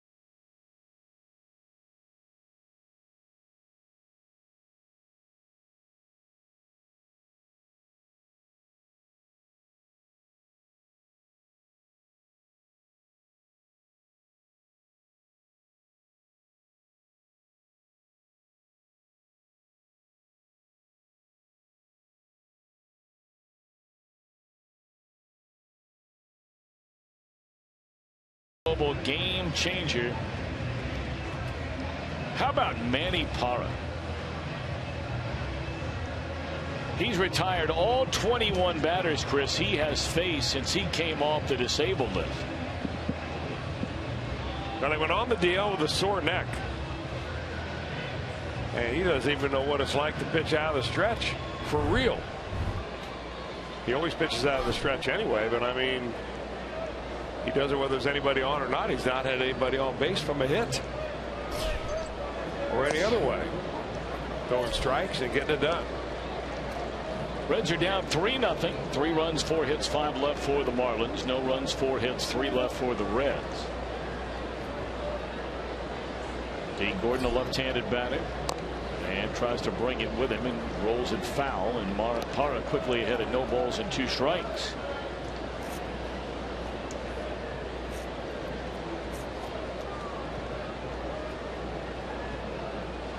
You know, with Brett Butler in that Marlins dugout, they've got somebody who is like D. Gordon's mentor. A guy that when D. Gordon goes back to the dugout, and if he doesn't do something at the plate that they've worked on, he's all over him. That's Brett Butler. Not afraid to do it either. That's a pretty nice swing. Well, that's the first batter to reach against Parra since he came off the disabled list. That's an 0-2 pitch, and he shoots into left field for a 2-base hit with 1 out here in the 7th.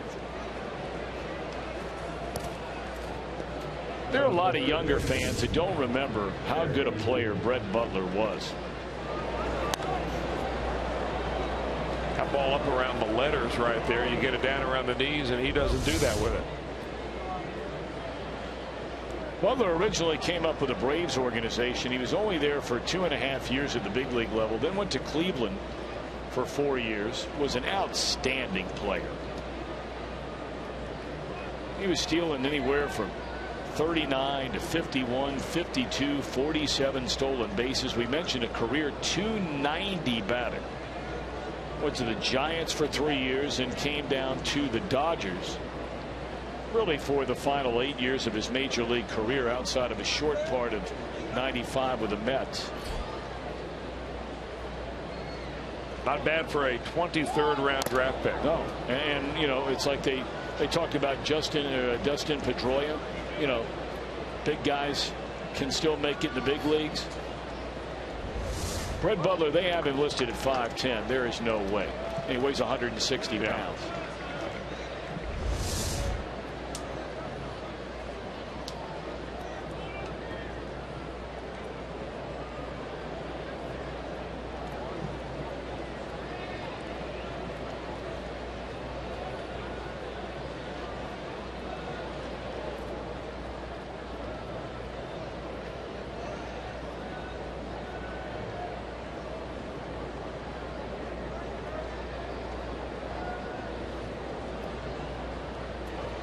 And won the count on Dietrich. With a runner at second and 1 out, Dietrich homered to start that 3-run 4th inning way back into right field. Yeah, Manny's trying the best he possibly can to keep D. Gordon at second base. I mean, he's bouncing off the bag. He's getting a big lead out there. He's being jockeyed back and forth by Suarez.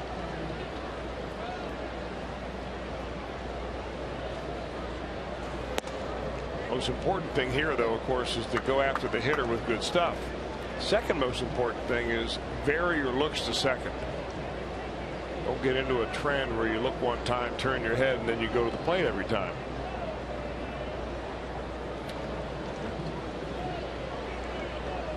One ball and 1 strike on Dietrich.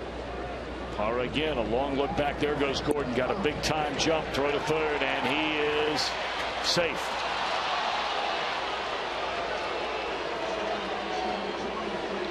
'23rd stolen base for D. Gordon. Now Brian Price at the top of the dugout now is yelling to the home plate umpire to wants to make sure that if he hears from Rob Coughlin, the video guy, that whether it's worth taking another look at.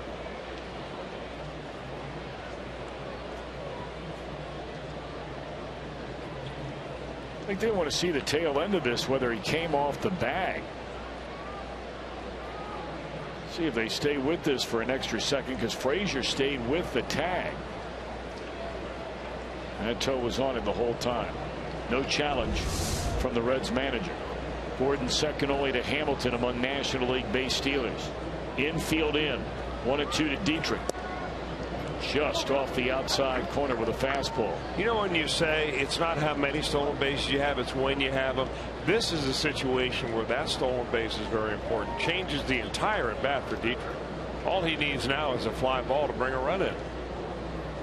And the infield being in, you can pop it through there a little easier too. Looking for a punch out. To pitch. Tried the outside corner with a fastball again, and again missed wide.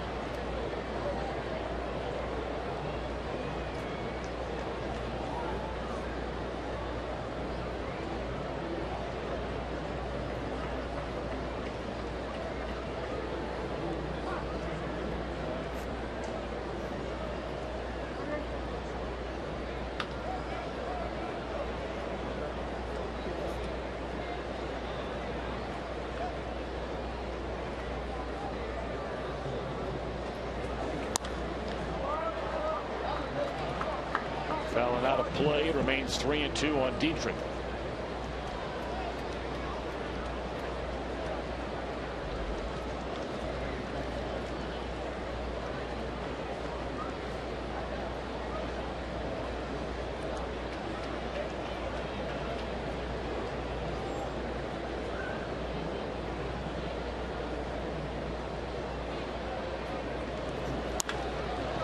Hit down the right field line towards the corner, and that is gone. A home run for Dietrich, his second of the night. And 3-0 becomes 5-0 here in the Marlins' 7th inning.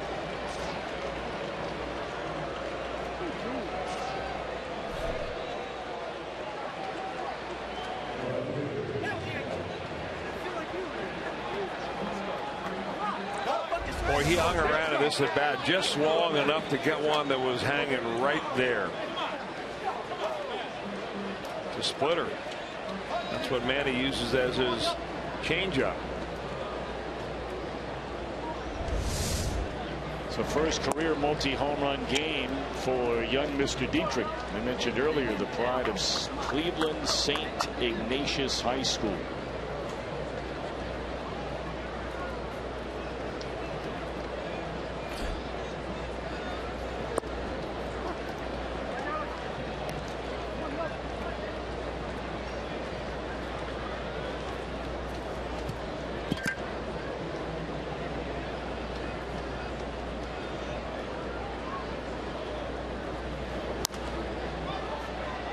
Yelich lifts one down the left field line and out of play. Still only one out of the inning. Badenop retired all 4 batters that he faced. Parra had not allowed a batter to reach base since coming off the disabled list.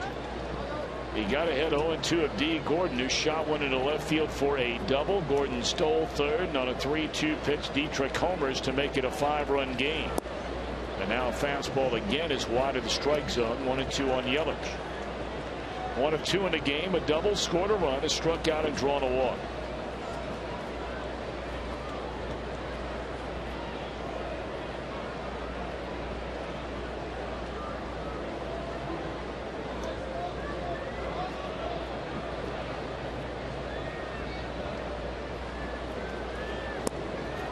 Gone swinging Yelich for the second out.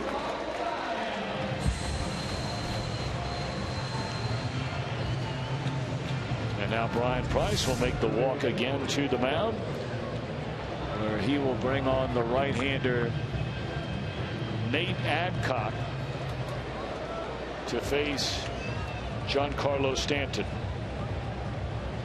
Marlins lead 5-0 here in the 7th. We're back in a moment.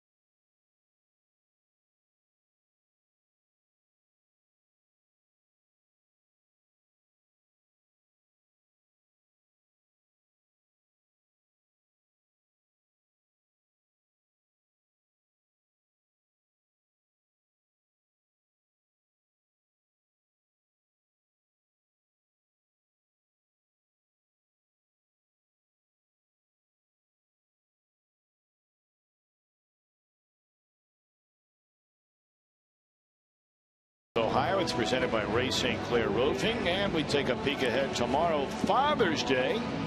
An early Happy Dad's Day to all those out there watching tonight, and those that aren't. 12:30 mañana. Right-hander David Phelps for the Marlins. Right-hander Michael Lorenzen will start it for the Redlegs. Reds have a An off day, the first one in quite a while. Well, of course, they were rained out the other night, but scheduled off day. They'll travel, though, on that day to Pittsburgh.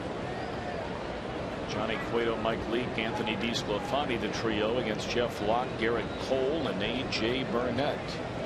Here is Nate Adcock.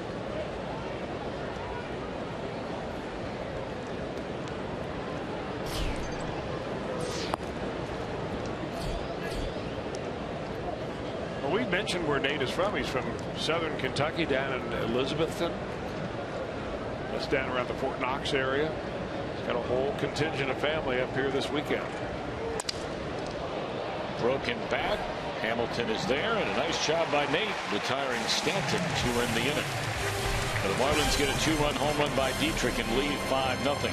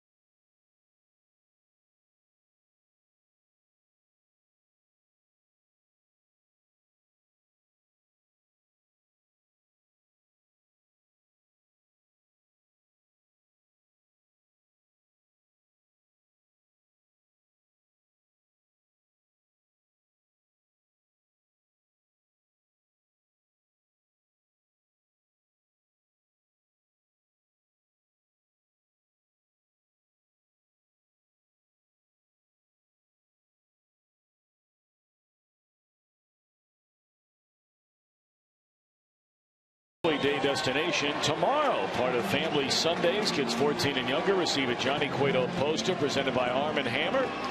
You can take advantage of special family ticket offers, enjoy live mascot races, face painters, games, and much more. 381-REDS for tickets, or log on to Reds.com/family.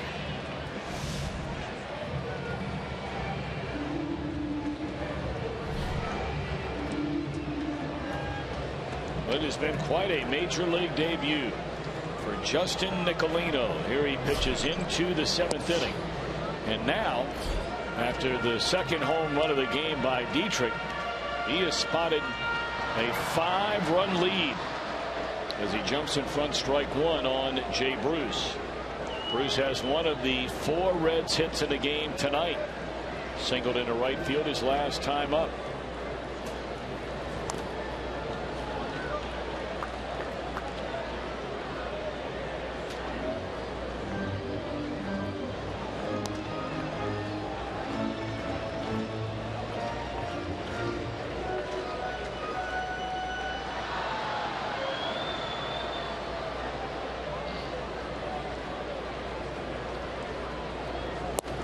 That's strike 3 called on the outside corner, and Jay knew it.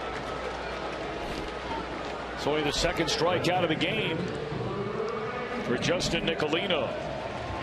Boy, the pitch chart on Nicolino will look awfully good. I mean, he has lived on the corners, and that particular bat, he threw a first pitch down the middle, but then everything after that was either down the bottom of the zone or at the bottom and on the corner.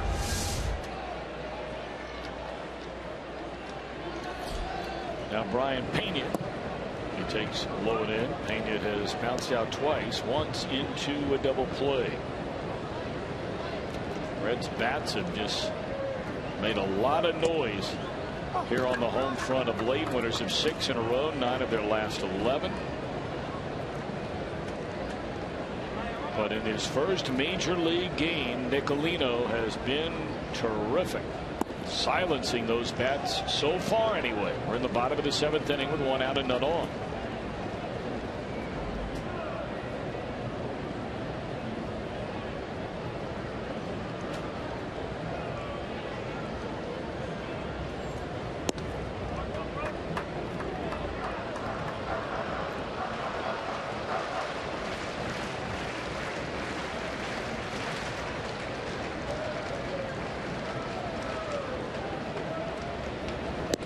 Ball 4, and Pena, 1 out base runner, second walk of the night, the first since the first inning for Nicolino.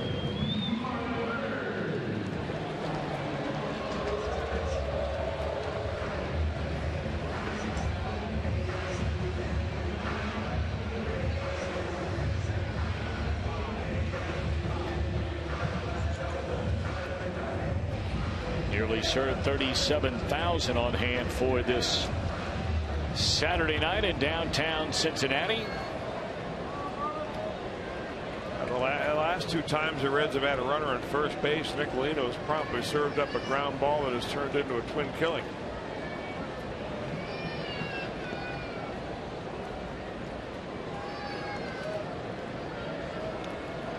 Marlon Byrd taking a lot of time to get in that batter's box. He does so, and here we go. That almost hit him.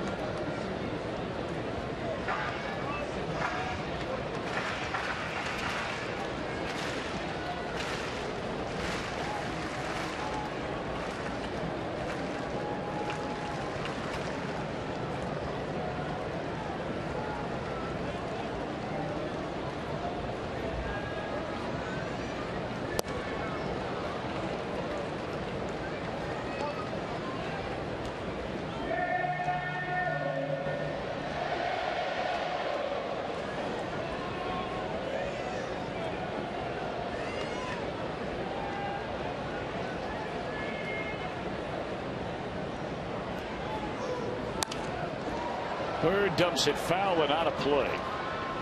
1 ball and 2 strikes.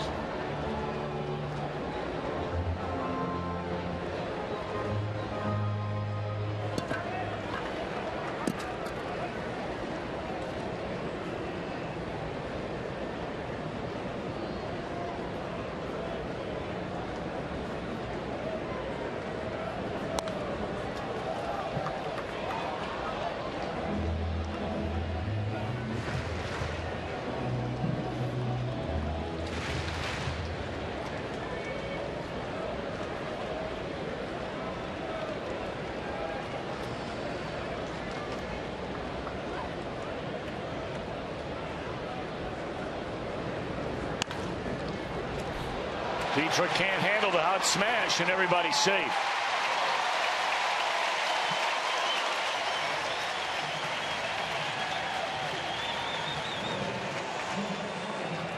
That was hit hard, but Nicolino did his job of getting the ground ball. Looks like that Dietrich just kind of had that ball come up on him a little bit, lost his balance, and wasn't able to corral it. Dietrich charged with an error. The Eugenio Suarez with 2 on and 1 out. I would imagine, even with so few number of pitches, 81 of them for Nicolino. Should Suarez reach, we might see that bullpen get busy. I think they're probably going to start stretching and throwing right now, Tom. I don't see anybody throwing. Well, now Dunn just got up soon as we wondered about that. Mike Dunn, left-handed. But I would think that Dan Jennings would want this to end good for Justin Nicolino, no matter what happens in this inning. Not going to leave him out there long enough to have this game go backwards on him.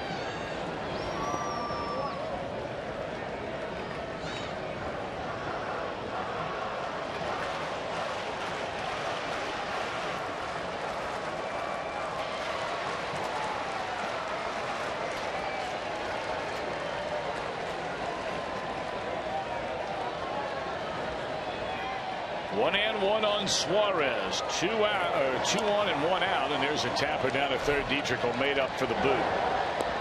Double play ends the inning. Boy, what a major league debut for Nicolino.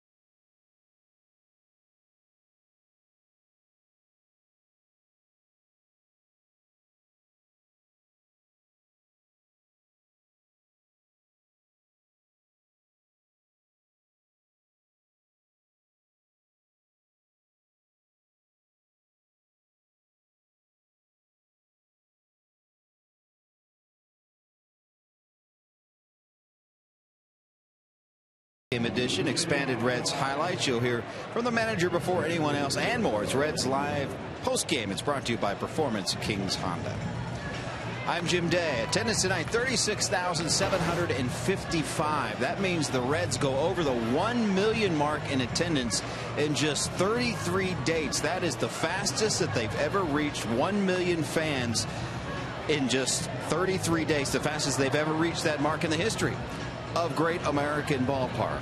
In a season that has been somewhat of a struggle, we salute you Reds fans for showing up at the Yard and certainly watching on a nightly basis here on Fox Sports Ohio.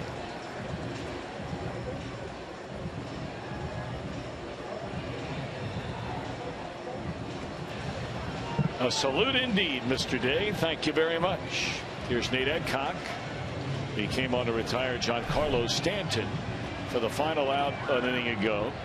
And now the Marlins bat here in the 8th inning with a 5-0 lead. It has been the Derek Dietrich show offensively tonight. He's been on base 4 times, I beg your pardon, all 4 plate appearances. And he's hit a pair of home runs for the first time in his career in one game.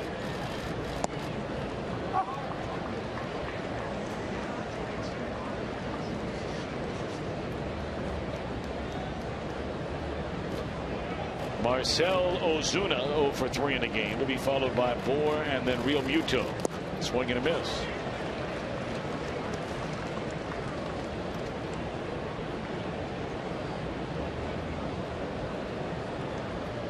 Cardinals up on the Phillies 5-1. That game in the 7th inning.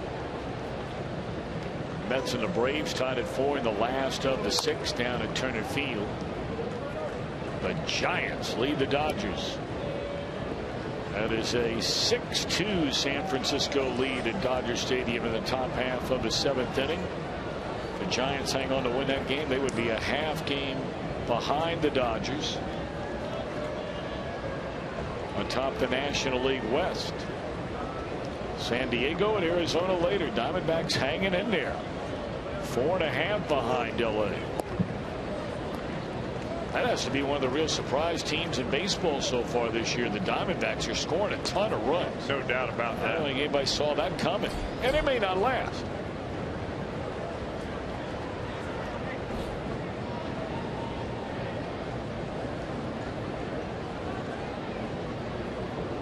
Closing in on the halfway point of the season.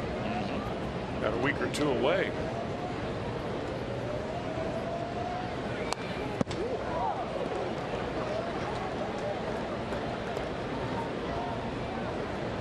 The first thing that really strikes you about the Marlins team is if you look up and down their roster, you see how young they are. I mean, it is just filled with a bunch of 23 and 24-year-olds. Ozuna's 24. D. Gordon and Justin Moore, the old men in the lineup at 27 years old. Stanton is only 25.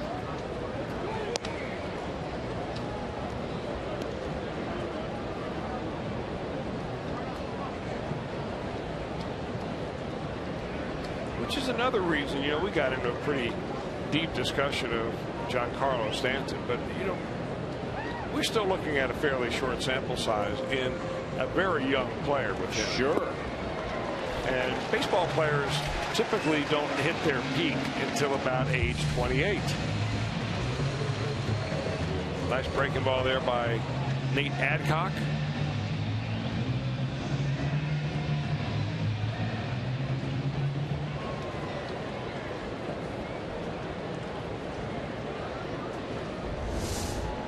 Tater dropped the slider on him.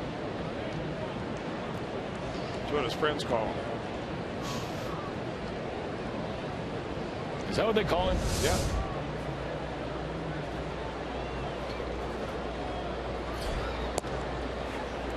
You know, that might be a story for Jim Day to try to find out the origin of that nickname.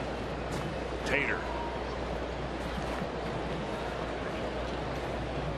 Well, I'm going to tell you one thing. If there is one guy that can give the story on your Cincinnati Reds, and we talked about it yesterday, and I know he gets very uncomfortable when I talk him up, because Jim Day is always a guy that is not looking for that kind of pub.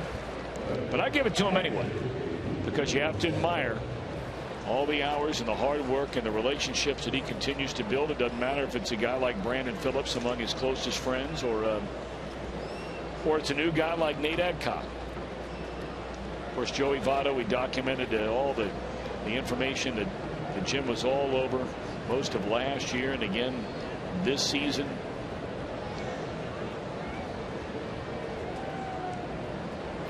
So he's going to remain silent down there and not toot his own horn, but you know what? I'll do it for him.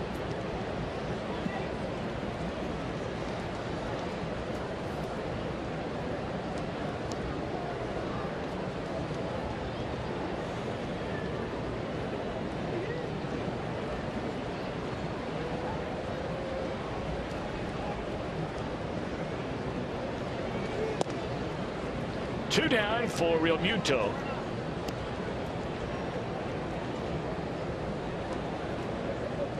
Who is 1 of 3 and an RBI double in the 3-run 4th inning.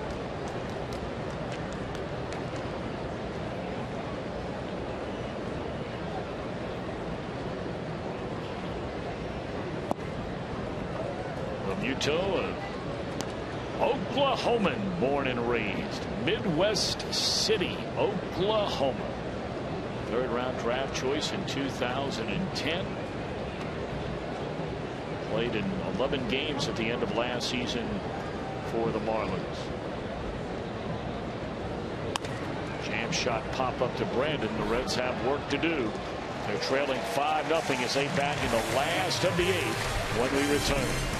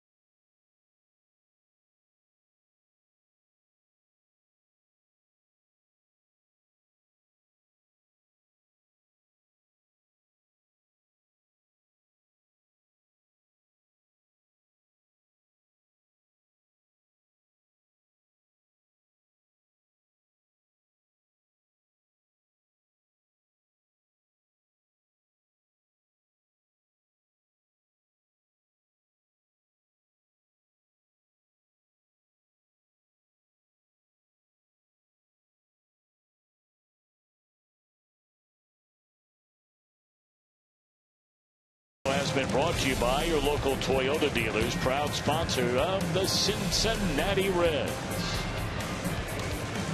Make the ballpark your Father's Day destination tomorrow. Celebrate Dad and cheer on your Reds. They'll take on these Marlins. The first 10,000 dads in attendance receive a Reds tumbler. Thanks to Cons. You can get that 4 for $48 ticket offer. Get 4 Reds hats along with that. Call 513-381-REDS.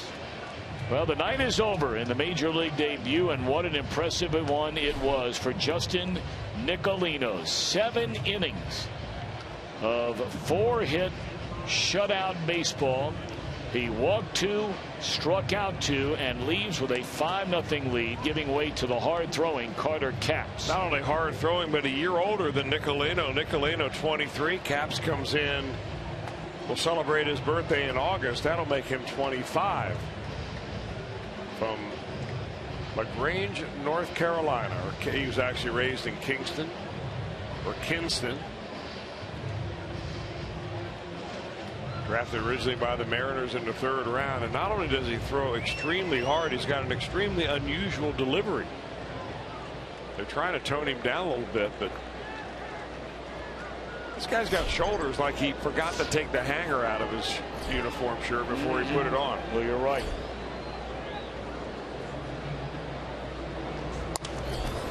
He reminds you a little bit, if you recall, the pitcher that the Cardinals had. And he was last year with the Atlanta Braves, now with the Cardinals. Now he's on the disabled list with the Cardinals, I believe, still. Jordan Walden, who actually releases the ball when he is in midair. I don't think the Capps quite does that as dramatically as Walden, but he still has kind of an unusual delivery there. Pretty close. Really close. He's pretty close. Let's take a look in slow motion.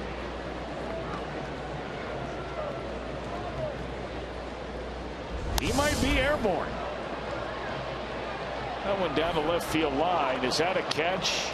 It is. What an outstanding play made by Yelich. As Schumacher, the pinch hitter, is retired. Well, you got to be playing him over there in order to even get to this ball. Not a lot of room in foul territory, and I don't even know if that was fair or foul. I guess it was foul, but Yelich. That's a dandy.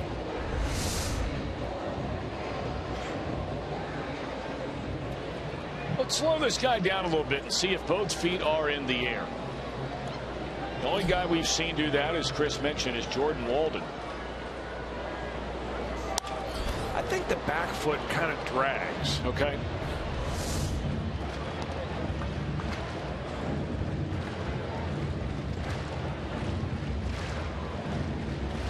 Tell you one thing he does, gets extreme extension, and he is as close to home plate when he releases the ball as any pitcher I've ever seen, because he jumps and then kind of in midair reaches again with his left foot.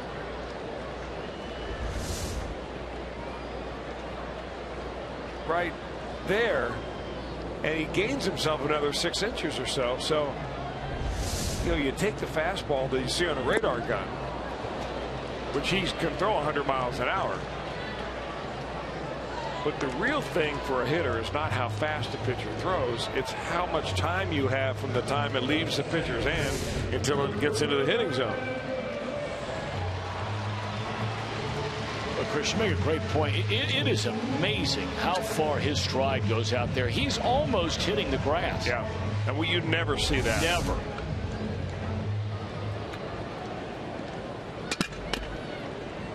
Heads up, everyone over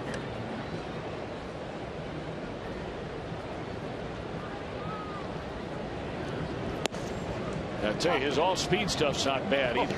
I just asked Brandon. Spun the head on the bobblehead with that one.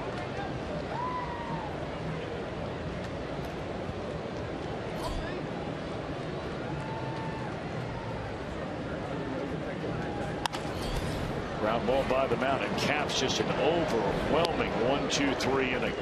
We're off to the ninth. All Marlins so far tonight.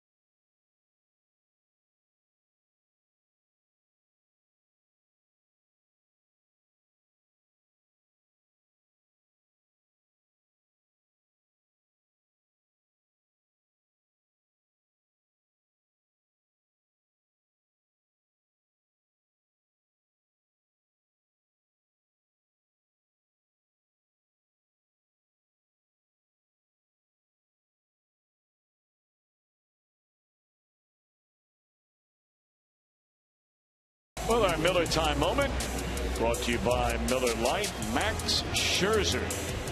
A perfect game, 2 outs, 2 strikes, and hits Jose Tabata on a breaking ball. Tabata caught on the left elbow, did not appear to try and get out of the way. They took care of Cincinnati's own Josh Harrison to complete a no-hitter. Max Scherzer. His first season as a Washington National, and he has been as advertised.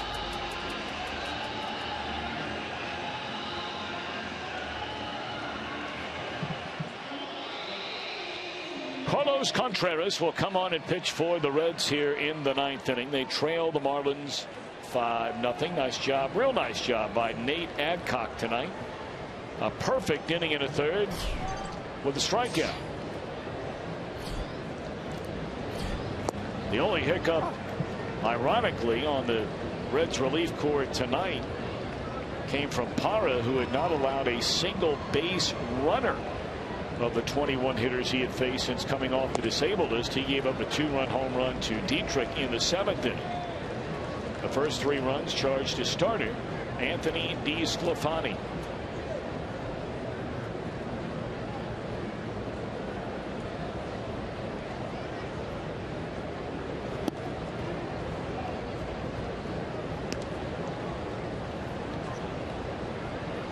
Reds have not had a hit since a 1-out double in the 5th inning by Eugenio Suarez. Reds will have Votto, Frazier, and Bruce due up in the bottom of the 9th.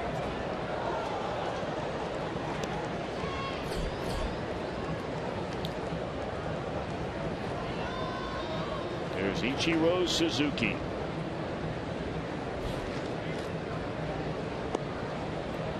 Over 4,100 hits in his major league career. Of course, talking about the major leagues of Japan, included with the United States of America and what we know as Major League Baseball. Ichiro has 4,164 career hits. And the overwhelming majority, nearly 3,000 of them, have come here in the States. There's a fly ball on the right.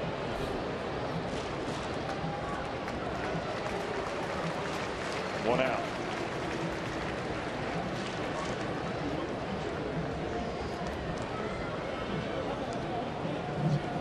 Ichiro came walking into Marlins clubhouse today. He had on a pair of high top, looked like the old school Chuck Taylor sneaks. But they had, I don't know what you call them, almost like reflectors of different colors. You know, like little wings that were coming off everywhere on the shoe. Did they have red soles? I don't know. Was it a Christian Louboutin? I don't even know what that is. Well, okay.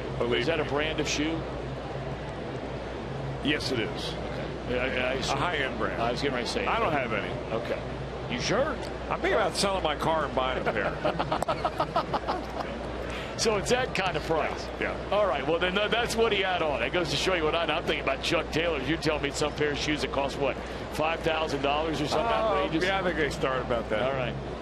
So he came walking in, had a pair of shorts on, you know, and Lenny Harris is standing there, and Ichiro's got the shades and a hat that looked like it matched the shoes. Do they make a hat like that? That I do not know. What's that called? Christian Louboutin. Okay. That's a designer of some kind? Yeah, you know, Jim Day probably knows about that because Brandon Phillips has styled a few pairs of those around. Oh, really? Oh, yeah. Okay. Well, there's people saying, come on, you dope talking about these. Jim Day, what do you say of me here? What do you know about these things? Do you know something about these? I see him on all kinds of players. Brandon Phillips. I tell you what, who wears shoes like that a lot is Aroldis Chapman. And who can break those out? Him and Brandon will break them out with a suit and tie. So, indeed, they are in style big time. Yeah. And, you know, I used to, back in middle school and stuff, used to play in Chuck Taylors of basketball. I'm like, this is nothing new, guys. These are like the Chuck Taylors. So I mean, my description of them is like a Chuck Taylor shoe. Is that right? Correct. Okay. Not much stability going on in there, but it's all kinds of different colors and I've even seen spikes on the toe of them. They have these spikes on them. Yeah, I think Ichiro had those today. A 1-2-3 inning for Carlos Contreras. I'd like to see Jim Day in a pair of those. I bet you Brandy would loan him a pair.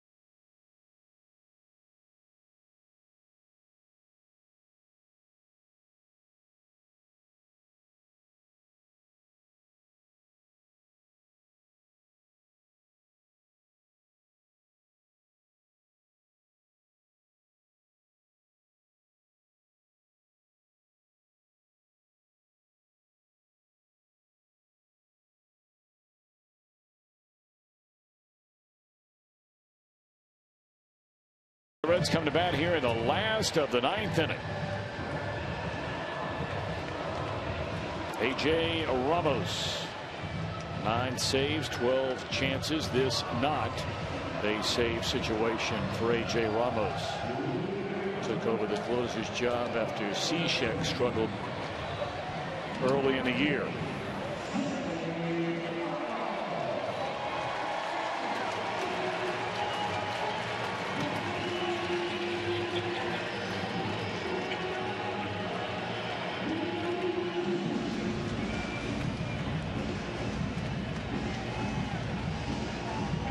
I could see Jim Day in a pair of loose spikes men's flat. Can't you? Yeah, that's a personality shoe for him. Yes.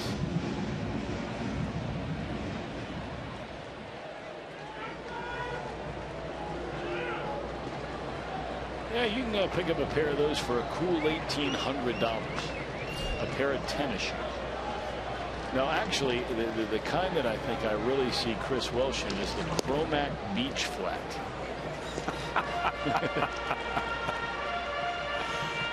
Whereas, you know, I see Jesse Jackson in the Miletus Casa Flat. Jim Strickler, our cameraman extraordinaire, in the Luis Pick men's flat. And of course, Tom, you would be perfect in the Henri Tattoo lobster flat. Yeah.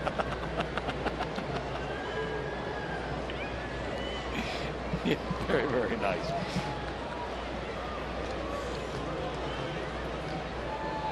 Joey Votto, 2-0 the count.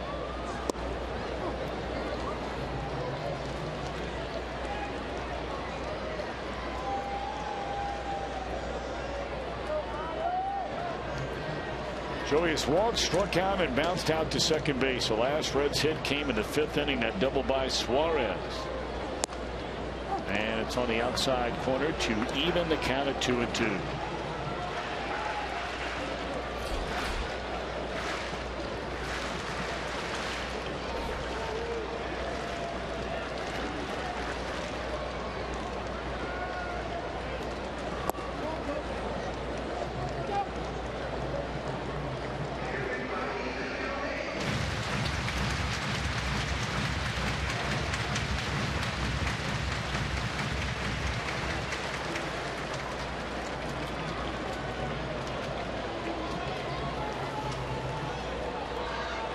Ramos has gone the distance on Votto to open up the Cincinnati 9th inning. in and out of the mitt of the catcher, and Votto's still hanging around.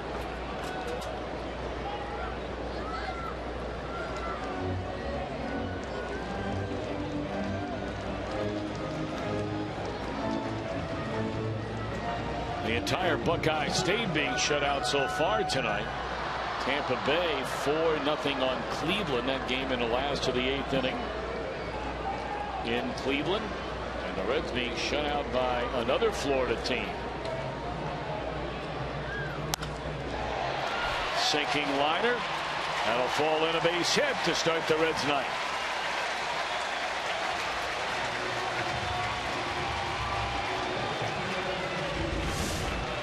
Well, we'll go back to happier times in this ball game. Back in the first inning when DESCLAFANI was facing Christian Yelich. And he fires a 92-mile-an-hour fastball by him on the outside corner. That is our flamethrower pitch of the night, brought to you by Cholula Hot Sauce.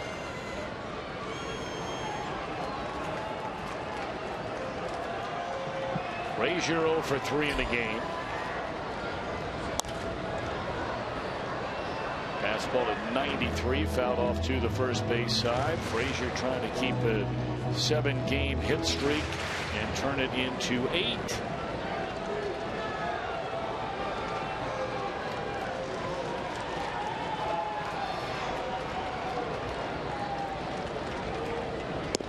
Started 2. That's a nasty breaking ball there.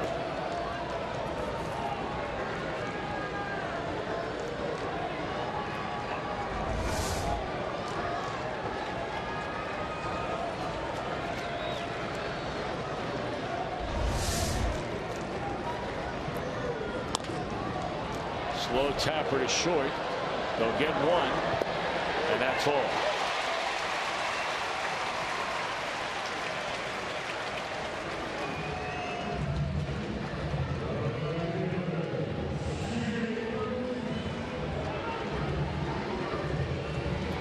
The Reds threw their 3rd shutout as a team on this season in the series opener last night.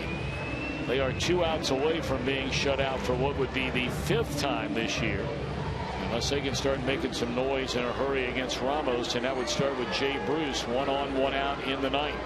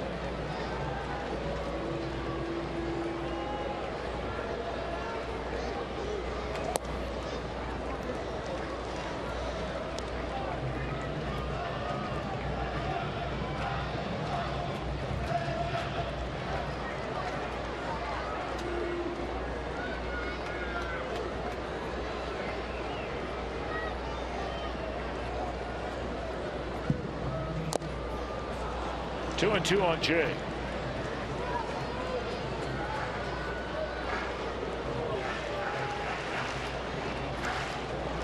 Crowd of nearly 37,000 on hand here tonight.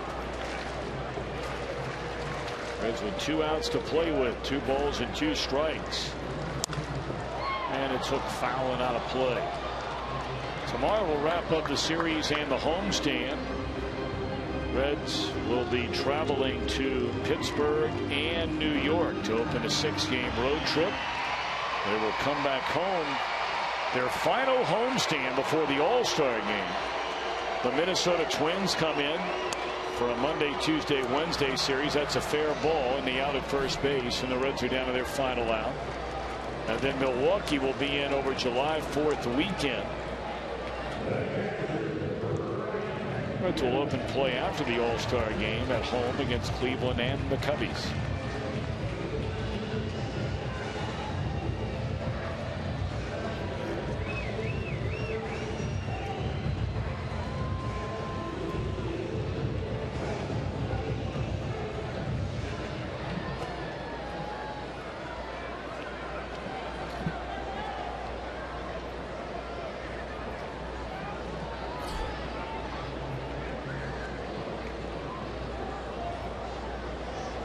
Ryan Pena turns around to bat left-handed. And with a runner at second base, they're going to make sure they get on the same page in regard to the signs.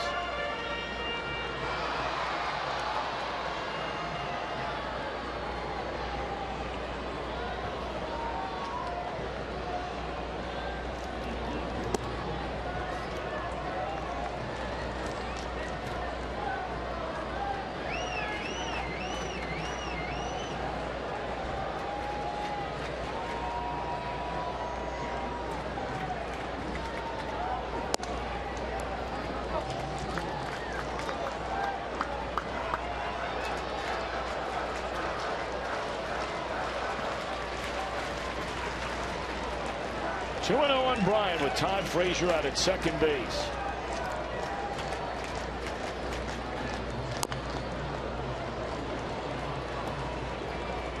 The Reds have only had a base runner reach third one time. That was after the double play ball Phillips hit in the third inning, which advanced DESCLAFANI to third. And they have only had a runner at second base one time outside of the runner at third in the third since then. And this ought to tie a ribbon around this one. Gordon flips on to first, and the Reds are shut out by the trio of Nicolino in his major league debut, a winning debut, Caps and Ramos. So we'll go into the Father's Day finale tomorrow, serving as the rubber game of this series. Final is 5-0. No home runs hit in this game. The home run challenge continues through tomorrow, Father's Day, and you can make a pledge. Just go online to homerunchallenge.org. Reds Live is coming up right around the corner. Marlins winning 5-0.